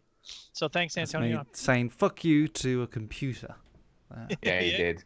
Yeah, you did. Yeah, first one's from Lewis, and it came sort of on Monday, I think this was, or sort of late on Sunday night. Anyway, he says this is his sort of like his last email. Just read it. Last email. I know. He says this. Hello, veterans. Hello. This is my last email for now, as I feel I've run out of things to say. Okay. Thank you for the kind responses to all of my emails, and I hope that you keep up the good work for years to come. My final big question is, I was considering getting Alien Isolation, as it's so cheap, but is it any good? And if not, is there anything else I should get instead? Thank you once again, and that's all from me, so bye. I never played Alien Isolation. It's bad. I heard it was good, but really long. Is what I know I about played a bit of it, and I got a bit bored. Oh, I was thinking Colonial Marines. I'm sorry. No, Colonial Marines is bad, but yeah, that's a totally different proposition. Yeah, Isolation is meant to be good. It's like a nice sort of fan-made Alien game, but it's quite comical as well. Apparently, like sometimes it can be quite funny, of how funny the alien sort of reacts and stuff. I remember playing Benny Hill with the alien when I played it. Rezzed. Remember Rezzed when it was in Brum? I do. Yeah, I do wow. remember that. I quite liked it, but I got a bit bored, and I never got to the end. Yeah, it takes a while to get to the alien bit. I heard that, and then I heard, but it's just blokes. It's just like a normal shooter with blokes. Yeah. But I if you're interested in Alien, why not get it? But I don't know. My recommendation would be to get Soma instead. I would say Dead Space. If you haven't played Dead Space, or Dead Space, and you want a horror game, or Dead Space 2, which was Dead Space 1, well. Dead Space 2, you can't fucking go wrong with those games. They're great. Yeah. But don't feel like you've got to stop writing in, Lewis. Just tell us what's been going on. It's fine. Yeah, tell us what's on your mind. You don't have to write in every week, but when you've got something in your head, just every now and again, say it out on an email. It's fine. Yeah. I like different stuff, Lewis. So, like I say, Soma is definitely worth a look if you want something that's a bit more thought-provoking. So I don't know whether that's what you're into, but if you want something with more of a story and something like a little bit more interesting. Story. Yeah, it does. No, I'm not saying that's great as well. I agree with both of those recommendations. So yeah, there's a story in Dead Space. All right. There's a story. God. Things happen. Okay. It's mad. Jesus. Crazy. All right, next email. This one's Jukes. This was more pertains to him. Oh, okay. Yeah. Reading this? Yeah, you read it. So for those who don't know, I posted a thing recently that I wrote called Talking with Your Kids About Video Games. And it was meant for parents of people who play video games and the parents don't play video games. I haven't actually heard anything from anybody who fits that description. I've had former students like it on Facebook. I've had people like it on Veteran Gamers, but I know they all play games. So I just think it's kind of odd that I tried to offer this service to parents who don't play games, and I haven't heard a single word from any of them. So whatever, it is what it is. Anyway, so here's an email from Peter Robson. Thank you, Pete. And it goes, "Hi, hosts and ginger balls. I was disappointed not to be able to make the Bury meet. It sounded like a great day. Glad you all had fun. Comma splice, whatever. I was reading Duke's article about kids and gaming last night. I was discussing it with my son, who occasionally quotes me stuff from the show. Makes me so happy.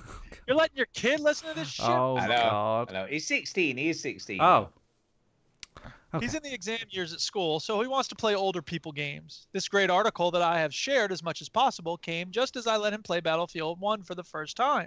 Until this year, he had to play games on the family TV in the living room or the PlayStation TV, so I always knew what he was playing. So many parents just hand a console to an 8-year-old unlocked to the world with no limits and without question. We had a lengthy discussion on the relentless horror of war and what people actually went through and what we get out of playing it. Yes, multiplayer is just shooting people in the face for XP, but at least in part it spends some time trying to show you some truth about war.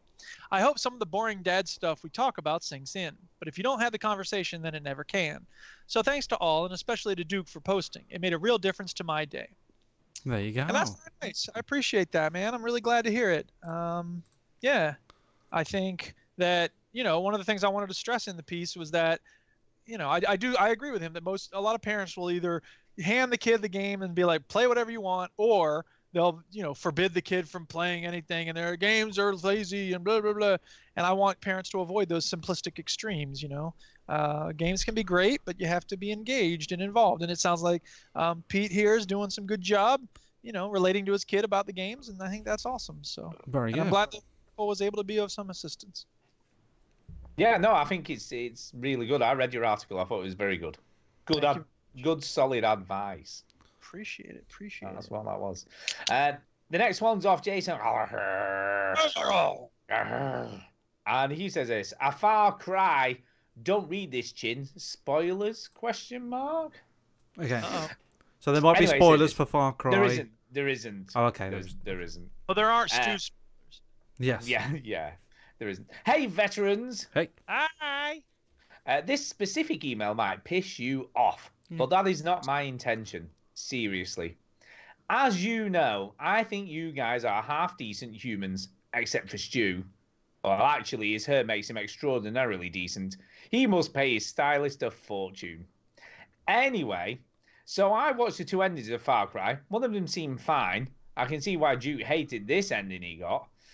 Stu, this nonsense you and the others brought up, that the game had a chance to say something about current American politics, guns and hillbilly cults, is ridiculous. It's a Far Cry game, not an effing documentary. Spoiler alert. You shoot guns and you kill in Far Cry 5 games. Ubisoft, last time I checked, is not a political party.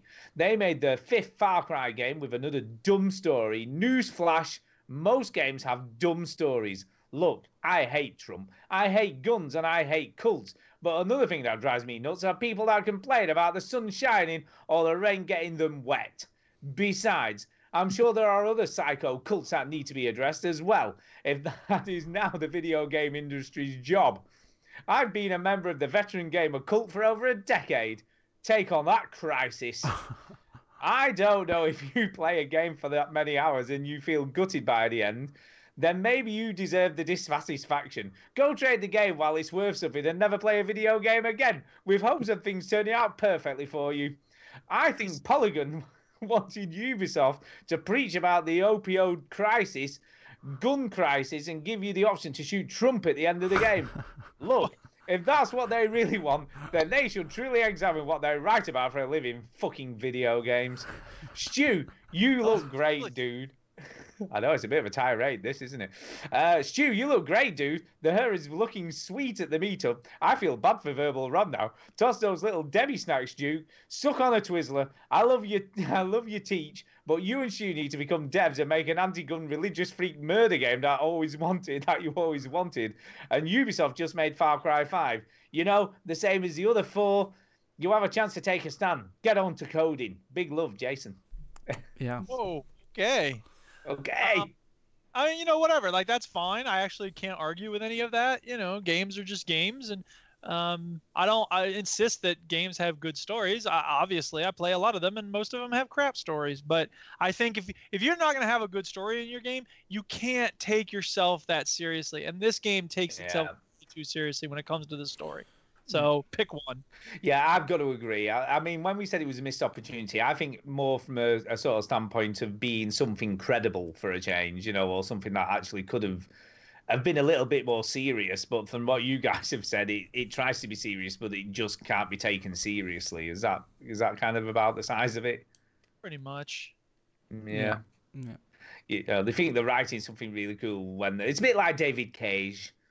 He always thinks he's writing something cool, but half the time he isn't. That's pretty much it, isn't it? But thank you, Jason. We always love your opinion on stuff. Thank you, Jason. That was a good email. I enjoyed that. It was a good email. That made me laugh. Position. Whenever you write something, you should take a position. You should take a position. He took a good position. Put something. Yeah. Next email's off Derek Sands. And he says, who, what, were, why, when? Hello, VG crew. I just sent a speak pipe without any ID details, so I thought I'd let you know. You probably recognise the voice anyway, and I do say my name, so maybe this email was very unnecessary. But what are you going to do, Derek? There you go. I like that. It was unnecessary. It was totally unnecessary. But what a waste of time, Derek. It is a waste of time. I was going to read this one. I was going to read... well, you can read the American Patriot I like doing the voice. Well, no, you do the voice. You're better at it than I am, anyway. All right. Well, I've got to warm up to it. Okay. Okay, I'm ready. Okay, you're ready. Hey, y'all. Hope you're having a goddamn great day. Last week, Chinette seemed really happy about those getting that chicken dinner. Why? I mean, you can't afford a goddamn PS5 extra large? but you can't afford to eat anything other than a goddamn chicken? You need some raw meat in your eating times, man. I mean, my son Gaylord has only gotten food poisoning like 3 times this year, so it proves it. And what is a wide boat on the free app, Stuart, This accent is going all over the place. was gonna be about last week. I don't know what he's talking about. They're talking narrowboat simulator. Oh, the narrowboat thing. Shit. I have no idea what this one was. But my son, Chief Wiggum, was upset because Stu read his name wrong. And my other son, Texas Ranger, was making fun of him. So I got my shotgun out and bam! Laid off a couple of rounds at the window. And after that, they got their guns out too. And we had a grand old jamboree. Sadly, Gaylord was smoking. And I told him that he should only be vaping at his age. You know, was only young, you know. Make America great again, make America great, make America great again. Sorry, my patriotism came through there. I couldn't help it. Well, I gotta get back to keeping the old goddamn foreigners out of this good forsaken country. Bye-bye. Okay. The American patriot. What do you not love about the guy? I think he's a bit of a racist. I don't know. I get that impression. And a homophobe. Possibly. Well, maybe he's not. Great again. Did y'all hear that stupid song Kanye and T.I. made? No. Holy Christ. You know, there's something to be said for songs that are dialectic where there's 2 people sort of talking back and forth. There are some good songs like that. There are some really bad songs like that. And this is one of the bad ones. So, you know what, Kanye, just go away for a while. Jesus. Mind you, you're only saying that because Kanye's come out and go, I'm supporting Trump. I love Trump. I'm saying it like that. I said that when Kanye came out and said, I hate books. Shut up, Kanye West. You're an idiot. But if he's going to support Trump, whatever. I don't actually get all bent out of shape because he's supporting Trump. I get bent out of shape because he puts out a dumb song about his support for Trump. Just support Trump and shut up. You don't have to bring your music into it. I've never been at the altar of Kanye anyway. So many people. The altar of Kanye. Oh my God, he's the most genius ever, and I'm like, he's okay. The only people that say Kanye West is a genius is him. Is Kanye West? Yeah. Oh, there are a lot of people I know who think of him as a genius. I like Kanye West's music. Yeah. I listen to Kanye West quite a lot, but I don't really particularly like him. Yeah. It's a bit of a problem I have. Yeah, because he is a bit of a dick. He is a little bit. He's a dick. He's very good at making music, though, most of the time. I guess. Yeah, I've never been crazy about his music, so that's just... No, same here, really. Hold My Liquor is a fucking tune, Duke. That's a good song, Hold My Liquor. Well, yeah, we got speak pipes, is it now? Yeah, there's just the one, I think. Just the one. Oh, yeah. Speak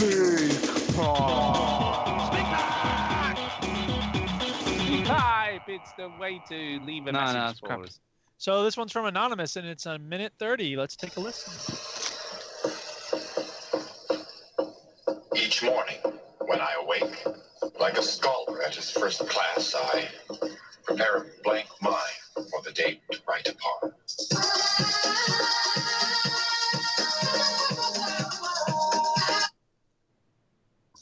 Hey, Veteran Gamers, it's Derek Sains again, and after the excitement of last weekend's trip to Bury and the Arcade Club, it's just a generally ordinary weekend for me here in Newcastle upon Tyne. And I just want to cover a couple of things. First of all, the book by Mr. Piotrowski, This Ain't What You Rung For. And I would just do a review in the style of my old English teacher and say tick VG. Eric shows a great understanding of the English language and shows much promise for the future. Oh. And I also recommend Mr. Piotrowski's podcast, The Didactic Syncast, where the latest one has him doing a bit of rapping over some hip-hop beats, and I thought he was sounding excellent. So that's an incentive for anyone, if you haven't already heard it, to listen to it. No. And my question for you this week is, what is a typical weekend for the Veteran Gamers, or do you have such a thing as a typical weekend? And that's probably about it. So I'll just say, keep on gaming. That's all, folks. Classic. I love the ending of the Speak Pipe, and I thank you so much for all those very nice things you said there, Derek. Typical weekend for me. Friday night is sometimes we do beer o'clock with the teachers, and we'll go to our local and have a couple while chatting. Get pissed. Woo! And then the Duchess and I usually get takeout from somewhere, watch a movie. This weekend it was John Dies at the End, which is a really weird. It's trying to be Shaun of the Dead kind of. It's silly, it's funny, it's bizarre. It's worth a look. It's on Netflix. It's got Paul Giamatti in a pretty small role, and a bunch of people I never heard of. But anyway, it's not great, but it's good. And then on Saturday, sometimes doing stuff around the house, sometimes just taking it easy, playing games, recuperating from the week. This weekend, we put up the screens in the windows because we had the plastic up before. And anyway, so yeah, we put the screens up, and then we had to lift the chicken coop up a little bit in order to put some wood underneath it. And that was tricky because I'm not very strong, as you may imagine. But anyway, we got it done. And then, cleaned up the house a little bit. And then Saturday evening, again, kind of just taking it easy. We had Thai food last night, and we watched The Day Trippers, which is a great movie. I love that movie. And then Sunday morning, we go to brunch, and then take the dog for a walk. At some point during the weekend, we will take the dog to the dog park, and then we did that on Saturday. And yeah, and then do the podcast. We had to go get our some stuff done, whatever. And then we do the podcast. There you go. Ginny, what's your typical weekend? Every weekend is a bit different for me. Oh, variety is the spice of life. Yeah. I don't really have a routine on a weekend. It's just whatever. I don't know. There you go. Just is there anything you like to do in particular other than video games? Is there anything else you do? Fuck all. I like to do nothing. Yeah. I don't know. I like to do at least sort of one family thing. I try and do that every weekend, where I obviously my mum and dad, or I see Tara's mom, or we'll see Tara's brother, or my brother, or I don't know. Or like just all friends or something like that. Go see Marsh or something. That's sort of what I've been trying to do. But yeah, I don't know. Every weekend's a bit different. It's always a bit different. There you go. I'm in a bit of a strange position because I don't always have weekends off. I work some weekends, have some off, sort of days off during the week. But I only work 4 days a week, so I have 3 days off every week. But they sort of vary. A typical day when I'm on my own and my wife and daughters, wife's at work, daughters at school, I tend to get up, do a bit of gaming. Sometimes I've been watching Altered Carbon, so I'll binge watch some of the TV shows that my wife's not into. So I've been watching Altered Carbon. Lost in Space has just started, so I'm going to start watching that. What else? Oh, Westworld's back on, so I'm in the midst of starting to watch Westworld again. Second season, so that's what I can do. Then I might go out on my bike for a bike ride, or sometimes I do quite a lengthy walk, and I might walk for about 5 miles in the local area because there's quite a bit of sort of parkland and stuff that you can walk through. So I tend to do that. Then I have a friend called Nick who also cycles, so sometimes we'll get together and go for a bike ride together. Usually about sort of 12 to 12, maybe 10 to 20 miles bike ride. We try and get that at least once a week. We try and get out on the bikes. If I'm at home with Kay, then we'll tend to go out for the day somewhere. So we sort of go quite a long way. We do a lot of walking. So we go to places. So we might go to Lytham and walk along the beach. Or we might go sort of to Arnside and Silverdale, which is a bit further up the coast. Or we might sort of go somewhere else and walk up a hill. So we tend to do lots of things like that. Sometimes we go for breakfast at a really nice cafe that we know. So I do all sorts of stuff, really. I try and get a lot of variety, and I don't just sit in front of the sort of telly playing computer games or watching TV. We try and get out and about. So there you go. So that's me, really. Yeah. Yeah, there you go. And that's it, is it? Is that it for Speak Pipe? Shout out. Hey! Let's do some shout outs. So over to you first, Duke. Yeah, I'll shout out Antonio, of course. We're going to play some Rugged League soon. What? And everybody who gave me information about shield bugs or stink bugs, whatever. We found some in our air conditioner and we took the plastic off of that. Ugh. And yeah, Step Nice. J and Greg DeLacy liked my post about the snack cakes. And now I'm done looking at Twitter for who I need to give shout outs to. Oh yeah, I'll also shout out Paul Fake because he wanted to show off his stained glass ghost from Destiny, and it's really cool. Nice work, dude. And yeah, and of course Sean and Seth for hanging out last week. The end. Hanging out. There you go. Pretty much. Yeah, Chinny, over to you. Just share iPete, a name that we haven't seen for a while. He messaged me and helped me out with something technical, let's say. So, and it really helped me out. So, thank you to iPete. That was very, very nice of him.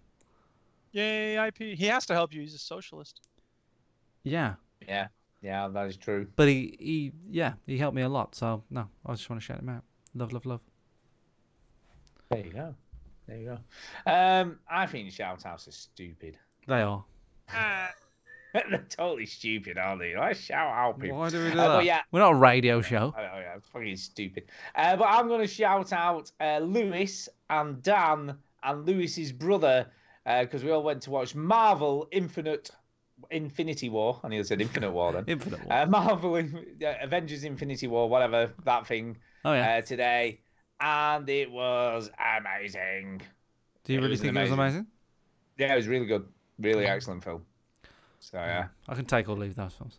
I'll just update you where I'm at with the Marvel Universe. But I'm at Captain America Winter Soldier is where I'm That's at. pretty good. I've watched that one. The next one is Guardians of the Galaxy 2. Yeah, that's good. That's good as well. Yeah, but people said Guardians of the Galaxy 1 was good, and I didn't really like it that much. Well, this mashes everything together, so all of them are in like one film together. Nothing can beat the best superhero movie of all time, which is Spider-Man 3. Spider-Man, which has a scene where Tobey Maguire becomes emo and starts dancing in a bar. It's fantastic. Yeah. Yeah, sounds it. Yeah, so there you go. So I will shout out Lewis and Dan and Dan's brother, and also Sean came, Feng Chui, he came along, and little Tommy, his son, came along. So shout out to all of those people because it was a good day, and then we went for a cheeky Nando's, and I got back just in time for the show. Nice. So there you go. That's me done. All right. Thanks for listening, everybody. Bye.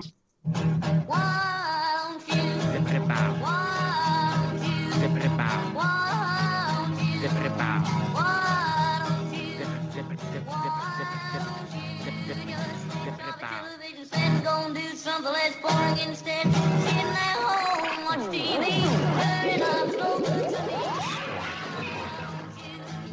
Why don't you?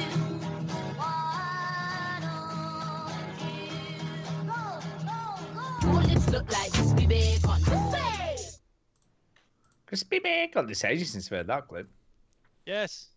I figured it was time. It was time. Antonio says the better question is, Duke, what are you doing after the show, Duke? What are you doing? What are you doing? I don't know. I should grade some papers. My brain's kind of fried, though. I don't know if I will. Grading papers. I think he's proposing some Rocket League. Oh, Antonio. Okay. Yeah. Sure. Rocket League. I'm up for that. Take that, students. Ah. They'll understand. Well, they don't even care. That's the thing. They care about their grades. They don't care about comments or whatever. The research says students learn best when they get timely feedback. But my research says that I am a better teacher if I don't go nuts grading papers all the time and feeling angry that I don't have enough free time. So guess what?